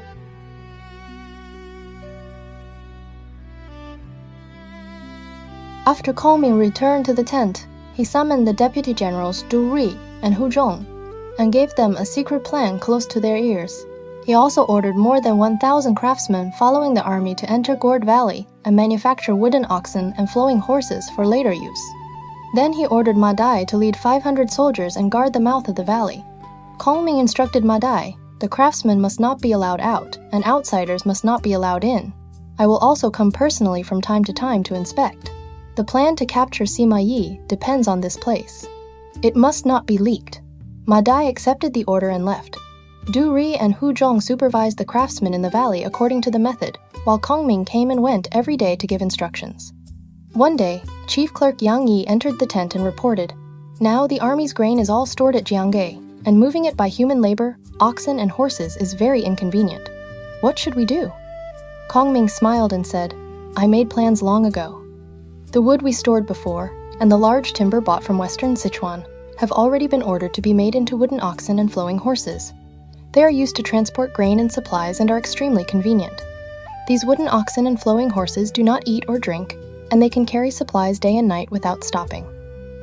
Everyone was surprised and said, "Since ancient times, we have never heard of wooden oxen and flowing horses. What wonderful method does the Chancellor have?" Kongming said, "I have already ordered men to manufacture them according to the method, but they are not yet all finished. Now I will first write out the measurements, lengths, widths, and sizes for you to see." After the generals gathered around and looked, they were all impressed. After several days, the wooden oxen and flowing horses were completed. They were almost like living things, and it was very convenient for them to go up and down mountains. Kongming ordered, "Write General Gao Xiang to lead 1,000 soldiers to operate the wooden oxen and flowing horses, traveling directly from Jiangge to the main camp at Mount Qi, going back and forth to transport grain and supplies for the Shu army." Sima Yi was worrying about grain and supplies when suddenly scouts reported, "The Shu soldiers are using wooden oxen and flowing horses to transport grain and supplies. The people do not become tired, and the oxen and horses do not need to eat or drink." Sima Yi was shocked and said, "The reason I have held firm and refused to come out is that I wanted to wait until their grain and supplies could not continue, making them destroy themselves. Now that they have these devices, this must be a long-term plan. They do not intend to withdraw." So Sima Yi summoned Zhang Hu and Yue Chen and instructed them, "Each of you take 500 soldiers and circle out from the small road of Xi Valley. When the Shu soldiers drive the wooden oxen and flowing horses over, let them pass first. Then rush out together. You do not need to seize many, just capture 3 or 5 in return." Zhang Hu and Yue Chen followed the order. They disguised themselves as Shu soldiers, slipped out by the small road at night, and hid in the valley. Sure enough, they saw Gao Xiang leading soldiers and driving the wooden oxen and flowing horses over. When almost all the wooden oxen and flowing horses were about to pass through, Wei soldiers rushed out from both sides. The Shu soldiers were caught off guard and abandoned several wooden oxen and flowing horses. Zhang Hu and Yue Chen were delighted and drove them back to their own camp. When Sima Yi saw that these wooden oxen and flowing horses could indeed move forward and backward, he was delighted and said, "If Zhu Zhiliang can use this method, can I not use it too?" He immediately ordered more than 100 skilled craftsmen to take them apart in front of him and copy them according to their measurements, lengths, and thicknesses. In less than half a month, they made more than 2,000, and these could also move. Sima Yi ordered General who guards the Fa, Sen Wei, to lead 1,000 soldiers and operate the wooden oxen and flowing horses to transport grain from Longxi. When the soldiers and generals in the Wei camp saw this, they were all delighted. Gao Xiang reported back to Kongming. The Wei soldiers seized 5 or 6 wooden oxen and flowing horses. Kongming smiled and said, "That is exactly why I wanted them to seize them. I only lost a few, but later I will receive a great deal of military grain from them." The generals asked the reason. Kongming answered, "When Sima Yi sees the wooden oxen and flowing horses, he will surely copy them. At that time, I will have a new plan." Before long, someone came to report. The Wei soldiers can also make wooden oxen and flowing horses, and they are now transporting grain to Longxi. Kongming was delighted, just as I expected. He immediately summoned Wang Ping and instructed him, "Take 1,000 soldiers, disguise yourselves as Wei soldiers, cross Beiwan through the night, and call yourselves a patrol unit inspecting grain supplies. Go straight to the grain transport route, scatter the men guarding the grain, and drive the wooden oxen and flowing horses back toward Beiwan. If Wei soldiers pursue you, turn the tongues inside the mouths of the wooden oxen and flowing horses, making them unable to move, then abandon them and leave. When the Wei soldiers chase over, they will not be able to pull them or carry them away. Once our reinforcements arrive, go back and turn the tongues again, then drive them straight ahead. The Wei soldiers will surely become frightened and suspicious." He then summoned Zhang Ni and instructed him, "Take 500 soldiers and have them all dressed like the divine soldiers of the 6 Ding and 6 Jia, with ghost heads and beast bodies, their faces painted in 5 colors. Each should hold an embroidered flag in one hand and a treasured sword in the other, with a gourd hanging from the body and smoke and fire hidden inside. Hide by the mountain. When the wooden oxen and flowing horses arrive, set off the smoke and fire and rush out together, driving the wooden oxen and flowing horses forward. When the Wei soldiers see this, they will surely think they are gods and ghosts and will not dare pursue."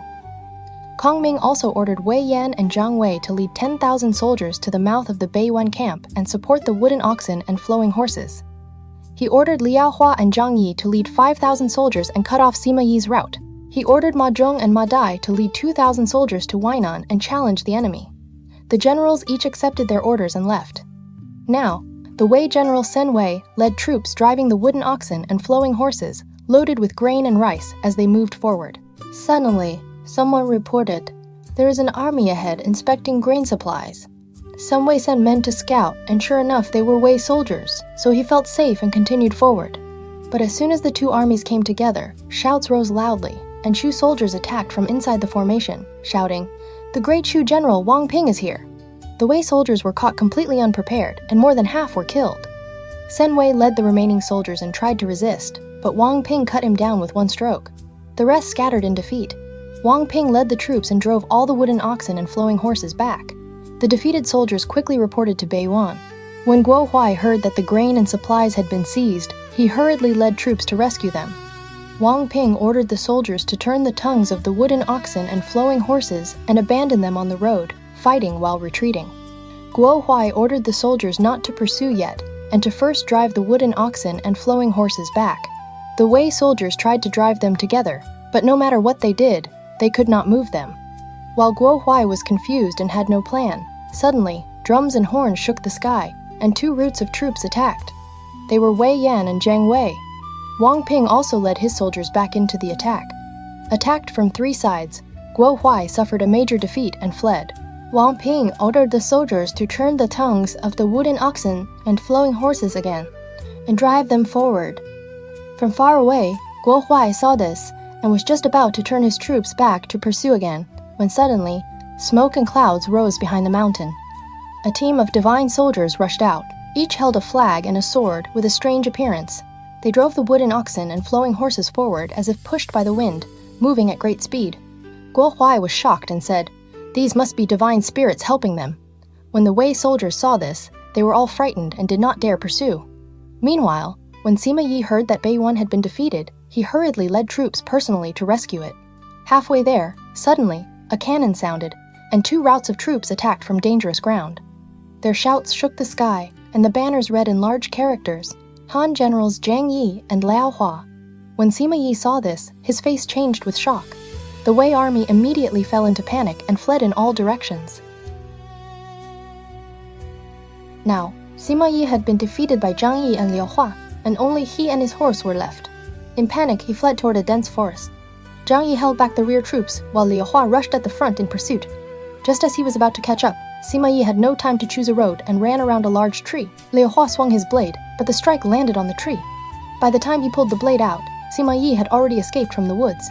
Liao Hua chased out of the forest but could no longer see Sima Yi. He only saw a golden helmet lying on the eastern side of the woods. Liao Hua picked up the golden helmet, hung it on his horse, and continued chasing east.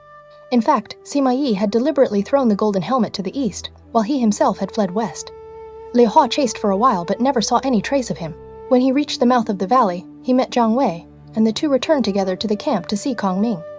Zhang Ni had already driven the wooden oxen and flowing horses back to the camp and completed the handover, capturing more than 10,000 shi of grain. Liao Hua presented Sima Yi's golden helmet and was recorded as having won the first merit. Wei Yan felt dissatisfied and spoke words of complaint, but Kongming simply acted as if he had not heard him. Sima Yi escaped back to his camp and was extremely angry in his heart. Suddenly, an envoy arrived with an imperial edict, saying that Eastern Wu had invaded in 3 routes, that the court was now sending troops to resist them, and that Sima Yi and the others were ordered to hold firm and not go out to fight. After receiving the order, Sima Yi deepened the trenches and raised the walls, only defending and not fighting.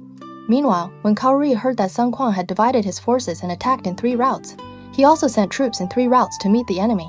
He ordered Liu Shao to rescue Zhang Xia, Tian Yu to rescue Shangyang, and he himself, together with Man Chong, led a great army to rescue Hefei. Man Chong first led troops to the mouth of Chaohu Lake. From afar, he saw countless warships on the eastern bank, with banners arranged in good order. He returned and reported to Cao Rui, "The Wu people must think lightly of our army, because we have come from far away, so they have no defenses prepared. Tonight, we can take advantage of the opening, raid their camp, and attack their water camp. We will surely win a great victory."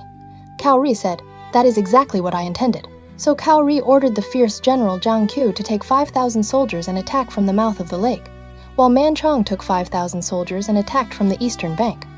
That night, at the second watch, Zhang Qiu and Man Chong each led their troops and quietly advanced. When they were close to the Wu water camp, they shouted together and charged in. The Wu soldiers fell into disorder and fled without fighting. The Wei army set fires everywhere, burning countless warships, grain, supplies, and weapons. Zhu Jing led the remaining soldiers and fled toward Miankou, while the Wei soldiers returned in great victory. The next day, scouts reported the battle situation to Lu Song. Lu Song gathered the generals and discussed matters, saying, "I should submit a memorial to my lord, asking him to lift the siege of Xincheng and use our troops to cut off the Wei army's return route. I will then lead the great army to attack their front, making the Wei army unable to look after both head and tail. With one great push, we can defeat the enemy." All the generals admired the plan. Lu Song immediately wrote the memorial and sent a junior officer to secretly deliver it to Xincheng. Unexpectedly, when the junior officer reached the ferry, he was captured by Wei ambush troops and brought before Cao Rui. Cao Rui found Lu Song's memorial on him. After reading it, he sighed and said, "Lu Sun of Eastern Wu truly makes wonderful calculations." So he imprisoned the Wu soldier and ordered Liu Shao to guard carefully against Sun Quan's rear army. After Zhuge Jin's defeat, it was also summer, and many men and horses had fallen ill. So he wrote a letter to Lu Xun to discuss withdrawing the army and returning home. After Lu Xun read the letter, he only said to the messenger, "Pay my respects to the general, I have my own plan." The messenger returned and reported to Zhuge Jin. Zhuge Jin asked, "What is General Lu doing?" The messenger answered, "I only saw General Lu urging everyone to plant beans outside the camp, while he himself was shooting arrows for amusement with the generals outside the command gate."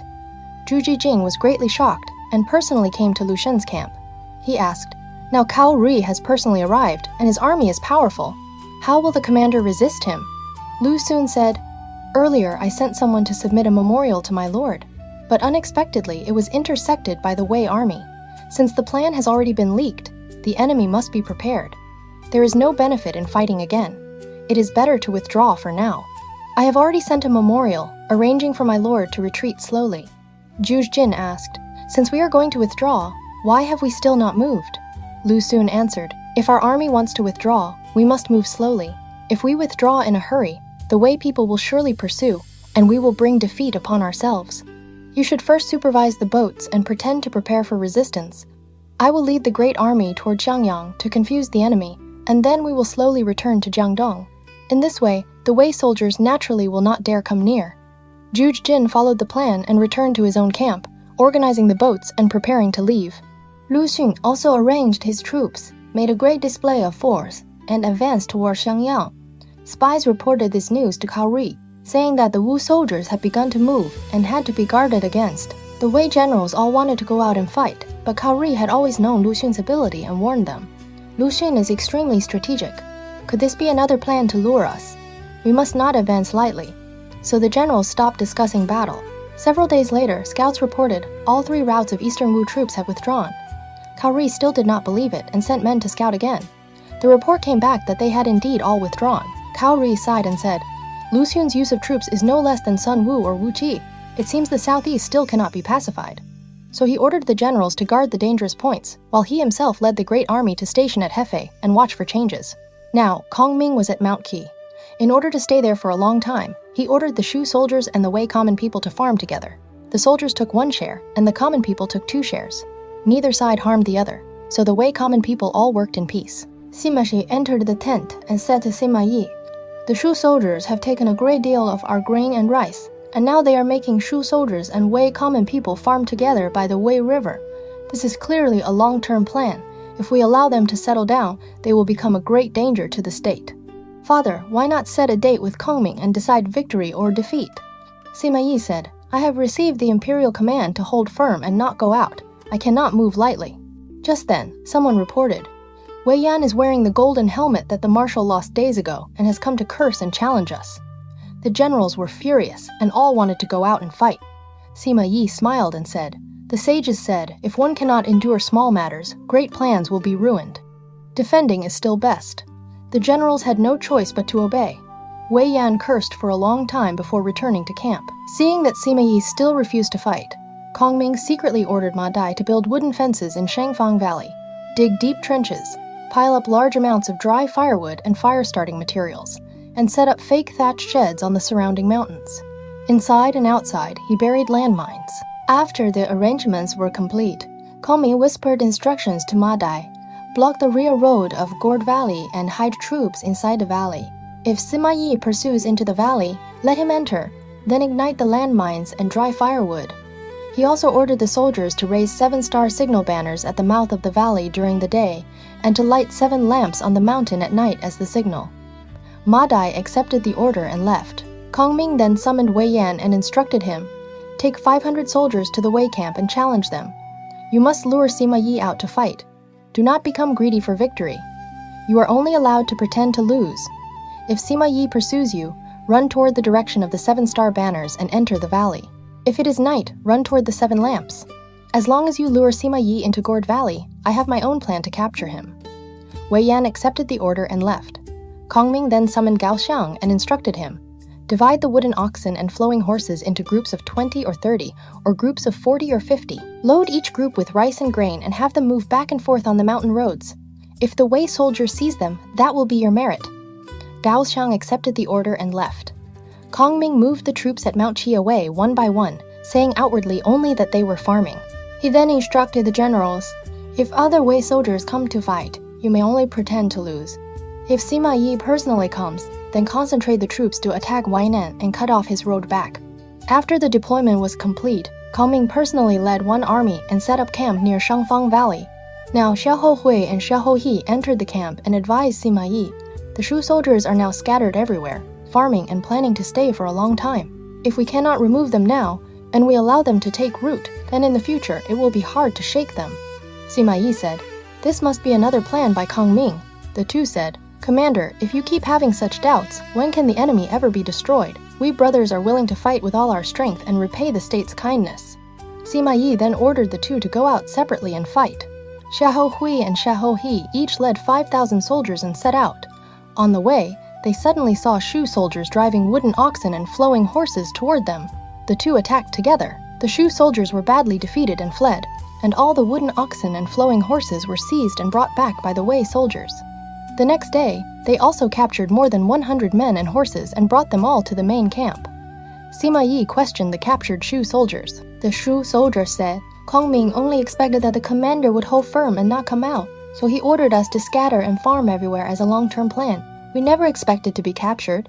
Sima Yi then ordered the men to release the Shu soldiers. Xia He asked, "Why not kill them?" Sima Yi answered, "Killing these common soldiers is useless. It is better to release them back to the Shu camp and let them say that the Wei generals are generous and kind, weakening their will to fight." This is exactly the method Lu Meng used to take Jingzhou. So he gave the order that from then on, whenever Shu soldiers were captured, they should be treated well and released, and soldiers with merit should be richly rewarded.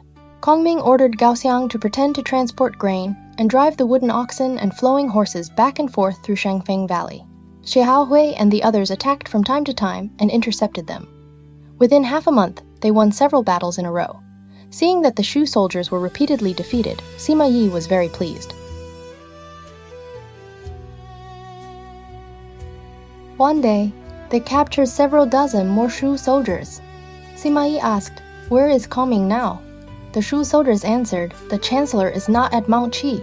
He has set up camp 10 li west of Shangfang Valley. Now he is transporting grain every day and storing the grain and supplies inside Shangfang Valley." After Sima Yi questioned them carefully, he released them again. He then summoned the generals and instructed them, "Kongming is not at Mount Qi, but has set up camp at Shangfang Valley. Tomorrow, all of you will concentrate your forces and attack the main camp at Mount Qi. I will personally lead troops to support you." Sima Shi asked, "Father, why are you attacking their rear instead?" Sima Yi answered, "Mount Qi is the foundation of the Shu army. If our army attacks Mount Qi, all their camps will surely go out to rescue it. I will then take the chance to capture Shangfang Valley and burn their grain and supplies, making them unable to look after both front and rear. The Shu army will surely be defeated." Sima Shi bowed in admiration. Sima Yi sent the army out, and also ordered Zhang Hu and Yue Chen to each take 5,000 soldiers and support from behind. From the mountain, Kongming saw Wei soldiers in groups of 3 or 5,000, or groups of 1 or 2,000, all moving toward the main camp at Mount Qi. He judged that they had come to attack Mount Qi, so he secretly sent orders to the generals, "If Sima Yi personally comes, go and raid the Wei camp and seize Wainan." The generals accepted the order. The Wei soldiers came to attack the main camp at Mount Qi. The Shu soldiers shouted and ran everywhere, pretending to rush to the rescue and making a false display of force. Seeing that all the Shu soldiers had gone to rescue Mount Qi, Sima Yi took his 2 sons and the guards of the central army and headed straight toward Shangfang Valley. Wei Yan was waiting at the mouth of the valley. Suddenly, he saw a force of Wei soldiers arrive. When he looked closely, it was Sima Yi. Wei Yan shouted, "Sima Yi, do not run!" He swung his blade and went to meet him. Sima Yi raised his spear and took the attack. After less than 3 rounds, Wei Yan turned his horse and fled, with Sima Yi pursuing behind him. Wei Yan ran only toward the direction of the 7-star banners. Seeing that Wei Yan was only 1 man and that he had few troops, Sima Yi pursued with confidence. He ordered Sima Shi on the left, Sima Zhao on the right, and he himself in the center, and they all charged in together. Wei Yan led 500 soldiers and retreated into the valley. Sima Yi chased to the mouth of the valley and first sent men inside to scout. They reported, "There are no hidden troops inside the valley. The mountains are full of grass huts." Sima Yi said, "This must be where their grain is stored." So he led a great number of soldiers and horses, all entering the valley. After entering the valley, Sima Yi suddenly saw that all the grass huts were covered with dry firewood, while Wei Yan ahead had already disappeared. Suspicion immediately rose in his heart, and he said to his two sons, "If someone cuts off the mouth of the valley, what shall we do?" Before he finished speaking, shouts rose loudly. Torches were thrown down from the mountains all at once, and the mouth of the valley was immediately cut off by fire. The Wei soldiers had no road to escape. Fire arrows rained down from the mountains, landmines exploded together, and all the dry firewood in the grass huts caught fire. Flames shot into the sky. Sima Yi was so shocked that he did not know what to do. He dismounted, held his two sons, and cried loudly, "The three of us, father and sons, are all going to die here." While he was crying, suddenly, a wild wind rose, black clouds filled the sky, and after a thunderclap, a heavy rain poured down. The fierce fire throughout the valley was completely extinguished. The landmines did not explode, and the fire weapons also lost their effect. Sima Yi was delighted and said, "If we do not break out now, what are we waiting for?" He immediately led the soldiers in a desperate charge. Zhang Hu and Yue Chen also each led troops to support him. Ma Dai had too few soldiers and did not dare pursue. Sima Yi and his sons joined with Zhang Hu and Yue Chen and returned together to the main camp at Wainan, only to find that the camp defenses had already been taken by the Shu soldiers. Guo Huai and Sun Li were fighting the Shu soldiers on the pontoon bridges. Only when Sima Yi and the others led troops there did the Shu soldiers withdraw. Sima Yi burned down the pontoon bridges and occupied the northern bank. The Wei soldiers attacking the Shu camp at Mount Qi heard that Sima Yi had suffered a great defeat and that the Wainan camp had been lost. Their morale fell into chaos. When they hurriedly withdrew, Shu soldiers rushed in from all sides, and the Wei army suffered a major defeat. 8 or 9 out of 10 were killed or wounded, and the remaining soldiers all fled across to the northern bank of the Wei River. From the mountain, Kongming saw Wei Yan lure Sima Yi into the valley and saw the firelight suddenly rise. He was delighted in his heart, thinking that Sima Yi would surely die this time. Unexpectedly, heavy rain fell from the sky and put out the fire formation. A scout reported, "Sima Yi and his sons have already escaped." Kongming sighed and said, "Man makes the plans, but heaven decides the outcome. It cannot be forced." Later generations wrote a poem in sorrow. At the valley mouth, wild winds carried blazing flames. Who could have expected sudden rain from the blue heavens? If Wu Hao's brilliant plan had succeeded, how could the mountains and rivers have belonged to the Jin? On the northern bank of the Wei River, Sima Yi gave an order. "The camp at Wainan has been lost. From now on, any general who again suggests going out to fight will be executed." The generals accepted the order and held firm, refusing to come out. Guo Huai entered the tent and said, "Recently, Kongming has been leading troops to inspect the area.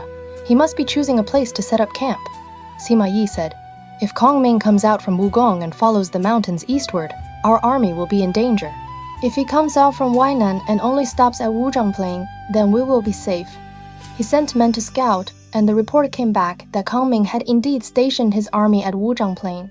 Sima Yi touched his forehead and said, "This is truly the great blessing of the great Wei Emperor." So he ordered the generals to defend firmly and not come out, waiting for the Shu army to change after a long time. Kongming personally led one army and stationed it at Wuzhang Plain. He repeatedly sent men to challenge, but the Wei army simply refused to come out.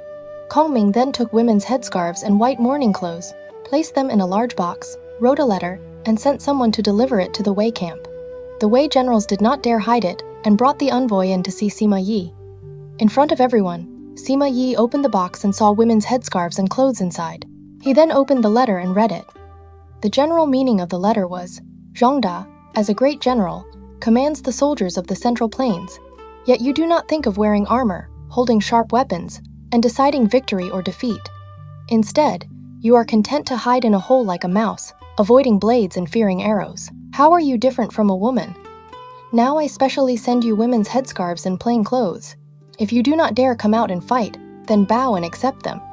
If you still have any sense of shame, and any manly spirit, then reply quickly and set a date for battle." After Sima Yi finished reading, he was furious in his heart, but he pretended to laugh and said, "Does Kongming see me as a woman?" He then accepted the items and ordered men to entertain the envoy. He asked, "How is Kongming sleeping, eating, and handling military affairs?" The envoy answered, "The Chancellor rises early and sleeps late.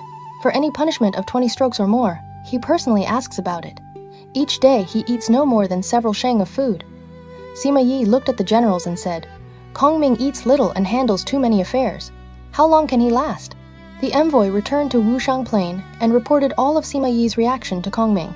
Sima Yi accepted the women's headscarves and clothes. After reading the letter, he was not angry at all. He only asked about the Chancellor's food, sleep, and whether your affairs were heavy or light. After I answered truthfully, he said, "He eats little and has many affairs. How can he last long?" Kongming sighed and said, "He truly understands me too well." Registrar Yang Yong advised him, "I have seen the Chancellor often personally checking account books and documents. In my private opinion, this is not necessary. There are proper rules for governing a state, and the duties of superiors and subordinates should not interfere with one another. For example, in managing a household, servants farm, maidservants cook, and each does his or her own duty. Then the master of the house can be calm and free from worry. If everything is done personally, the body will become exhausted and the spirit worn down, and in the end, it will be hard to last long." The ancients said, "Sitting and discussing the way is called the work of the three dukes. Doing and carrying it out is called the work of the scholar officials." In the past, Bingji worried about an ox panting and did not ask about a dead man by the road. Chenping did not know the exact numbers of money and grain, and only said there were officials in charge. Now the Chancellor personally handles small matters and works all day in exhaustion.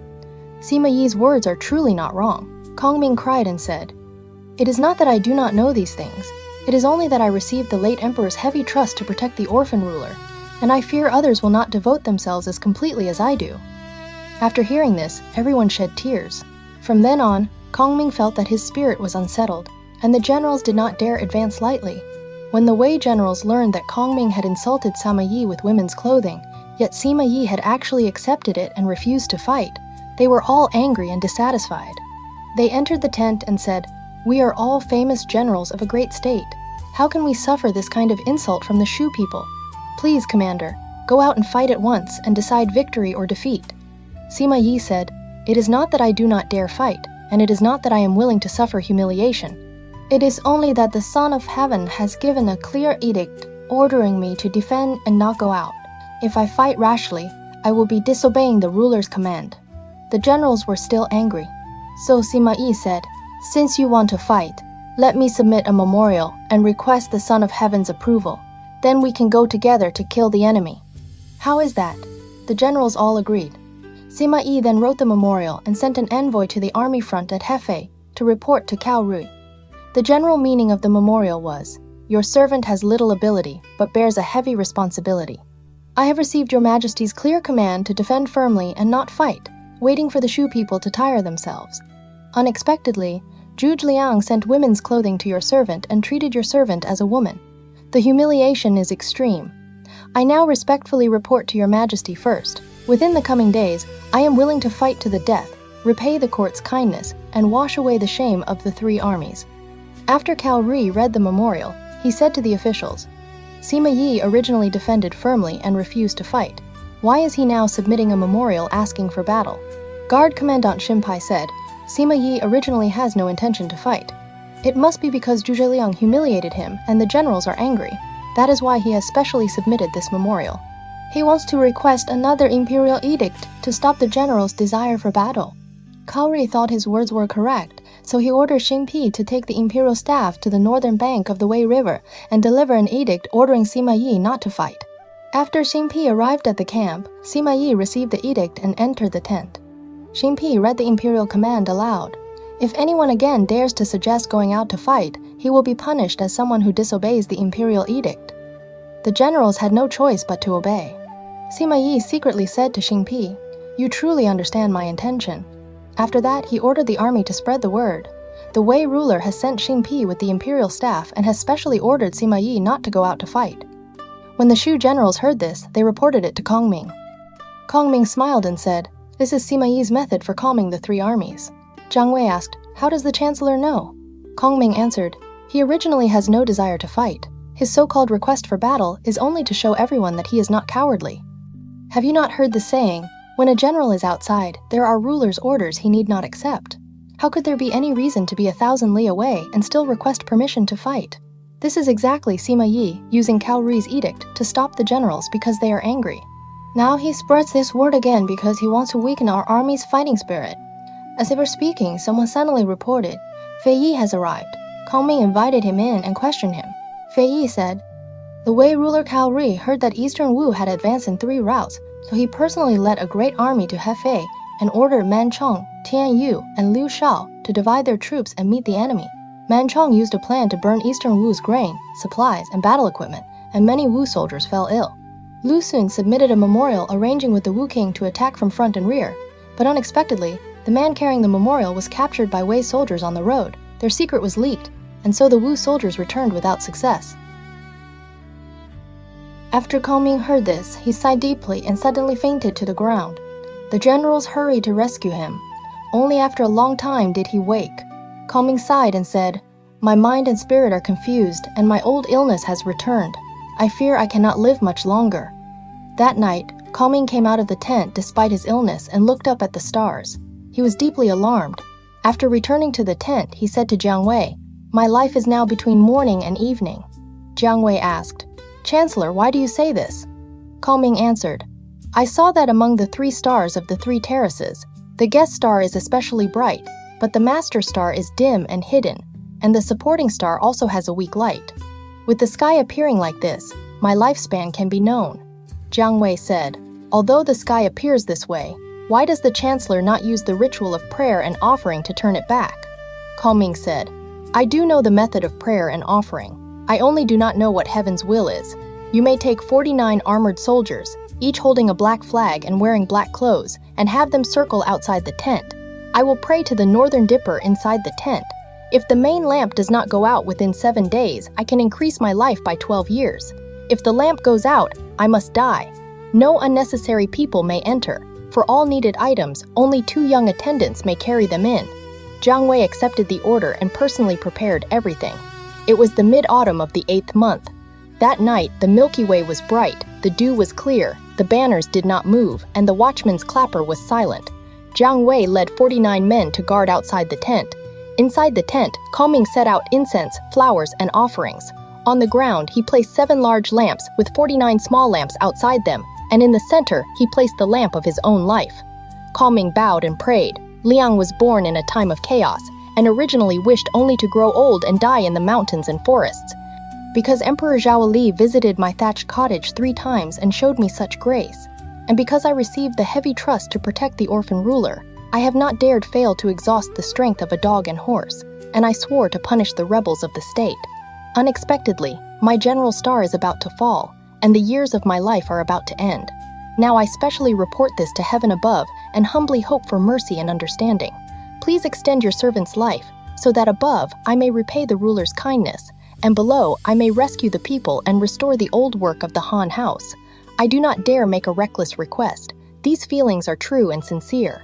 After the prayer was finished, he prostrated himself in the tent and waited for dawn. The next day, Kongming still handled government and military affairs despite his illness, vomiting blood without stopping. During the day, he discussed military matters. At night, he stepped the ritual stars and offered prayers to the northern dipper. Sima Yi held firm in his camp. One night, he looked up at the stars and suddenly became delighted. He said to Xiahou Ba, "I see that the general star has lost its position. Kongming must be ill and will soon die. You may take 1,000 soldiers to Wuzhang Plain to scout. If the Shu people are in disorder and do not come out to fight, then Kongming must be seriously ill, and I will take the chance to attack." Xiahou Ba accepted the order and led troops away. Kongming had already prayed in the tent for 6 nights. Seeing that the main lamp was still bright, his heart was delighted. Jiang Wei entered the tent and saw Kongming with his hair loose, holding a sword, stepping the ritual stars and suppressing the general star. Suddenly, shouting rose loudly outside the camp. Jiang Wei was just about to send someone to ask what was happening when Wei Yan rushed into the tent and reported, "The Wei soldiers have arrived." In his hurry, his steps knocked out the main lamp. Kongming dropped the treasured sword and sighed deeply. Life and death are ruled by fate. This is not something prayer can turn back. Wei Yan was terrified and fell to the ground to confess his crime. Jiang Wei was furious, drew his sword, and was about to kill Wei Yan. In this episode, Zhuge Liang's 5th Northern Campaign officially began, and the struggle between Wei and Shu entered its heaviest stage. Ignoring Qiao Zhou's advice, Kongming once again took leave of the later lord and sent troops to Mount Qi. But before the campaign had even truly begun, Shu Han had already lost a great general. Guan Xing died of illness. For Kongming, this was not only the loss of a commander in the army, it also felt as if the shadows of Liu Bei, Guan Yu, and Zhang Fei's generation were leaving him, one after another. At the same time, Sima Yi was once again appointed Grand Commander by the Wei ruler Cao Rui, leading 400,000 troops to face him. He knew very well how powerful Zhu Zhiliang was in using troops, so from the very beginning, he chose the strategy of defending firmly and refusing to come out, hoping to drag things out until the Shu army ran out of grain and had to withdraw on its own. In order to fight a long campaign, Kongming first set up a plan along the Wei River, hoping to burn down the Wei army's pontoon bridges. But Sima Yi saw through it in advance, and the Shu army lost more than 10,000 men because of this. After that, Kongming wrote to Eastern Wu, asking them to send troops and attack Cao Wei from another side. But Eastern Wu's three-route army returned without success, and the outside support that could have restrained Wei completely lost its effect. In this situation, Kongming could only continue holding the burden alone. He saw through Zhang Wen's false surrender plan, then turned it around and lured Sima Yi into raiding the camp, badly defeating the Wei army.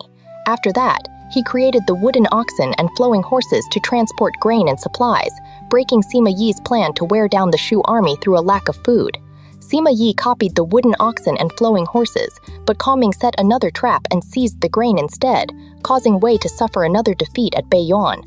But the battle that truly decided fate was still Shangfang Valley.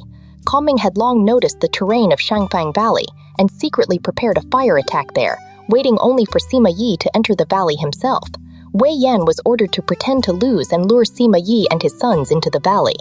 When the fire rose, Sima Yi had no road forward and no road back. He was almost certain to die. But at that very moment, wild winds suddenly rose and heavy rain poured down, putting out all the flames in the valley. Sima Yi and his sons escaped from death, and Kongming could only look up to heaven and sigh. Man makes the plans, but heaven decides the outcome. From then on, Sima Yi refused to fight again.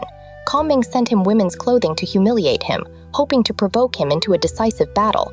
But Sima Yi not only endured it, he also used the envoy to learn that Kongming was eating less and handling too many affairs, and he judged that Kongming did not have long to live.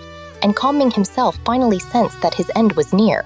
He observed the stars at night and saw that the master star was dim, so he set up the 7-star lamps inside his tent and prayed to the Northern Dipper, hoping to extend his life so he could continue completing the great work of the northern campaigns. For 6 full nights, the lamp of his life did not go out, but at the most critical moment, Wei Yan suddenly rushed into the tent to report that Wei soldiers had arrived, and by accident, he knocked out the main lamp with one step. Kongming dropped his treasured sword, sighed deeply, and said that life and death were ruled by fate and could not be forced. So in his anger, will Jiang Wei really kill Wei Yan?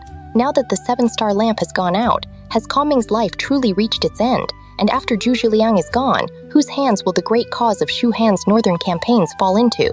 We'll continue the story in the next episode. If you enjoyed today's episode, feel free to give the show a like, subscribe, and share it with someone you think would enjoy it too. Thank you for spending this time with me. I will see you in the next episode.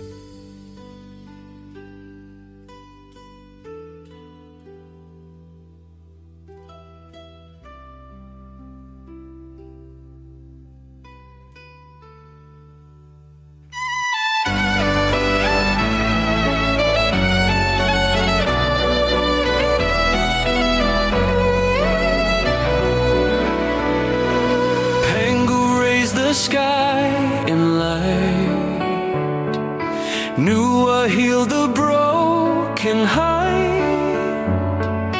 Fuxi traced the world's design.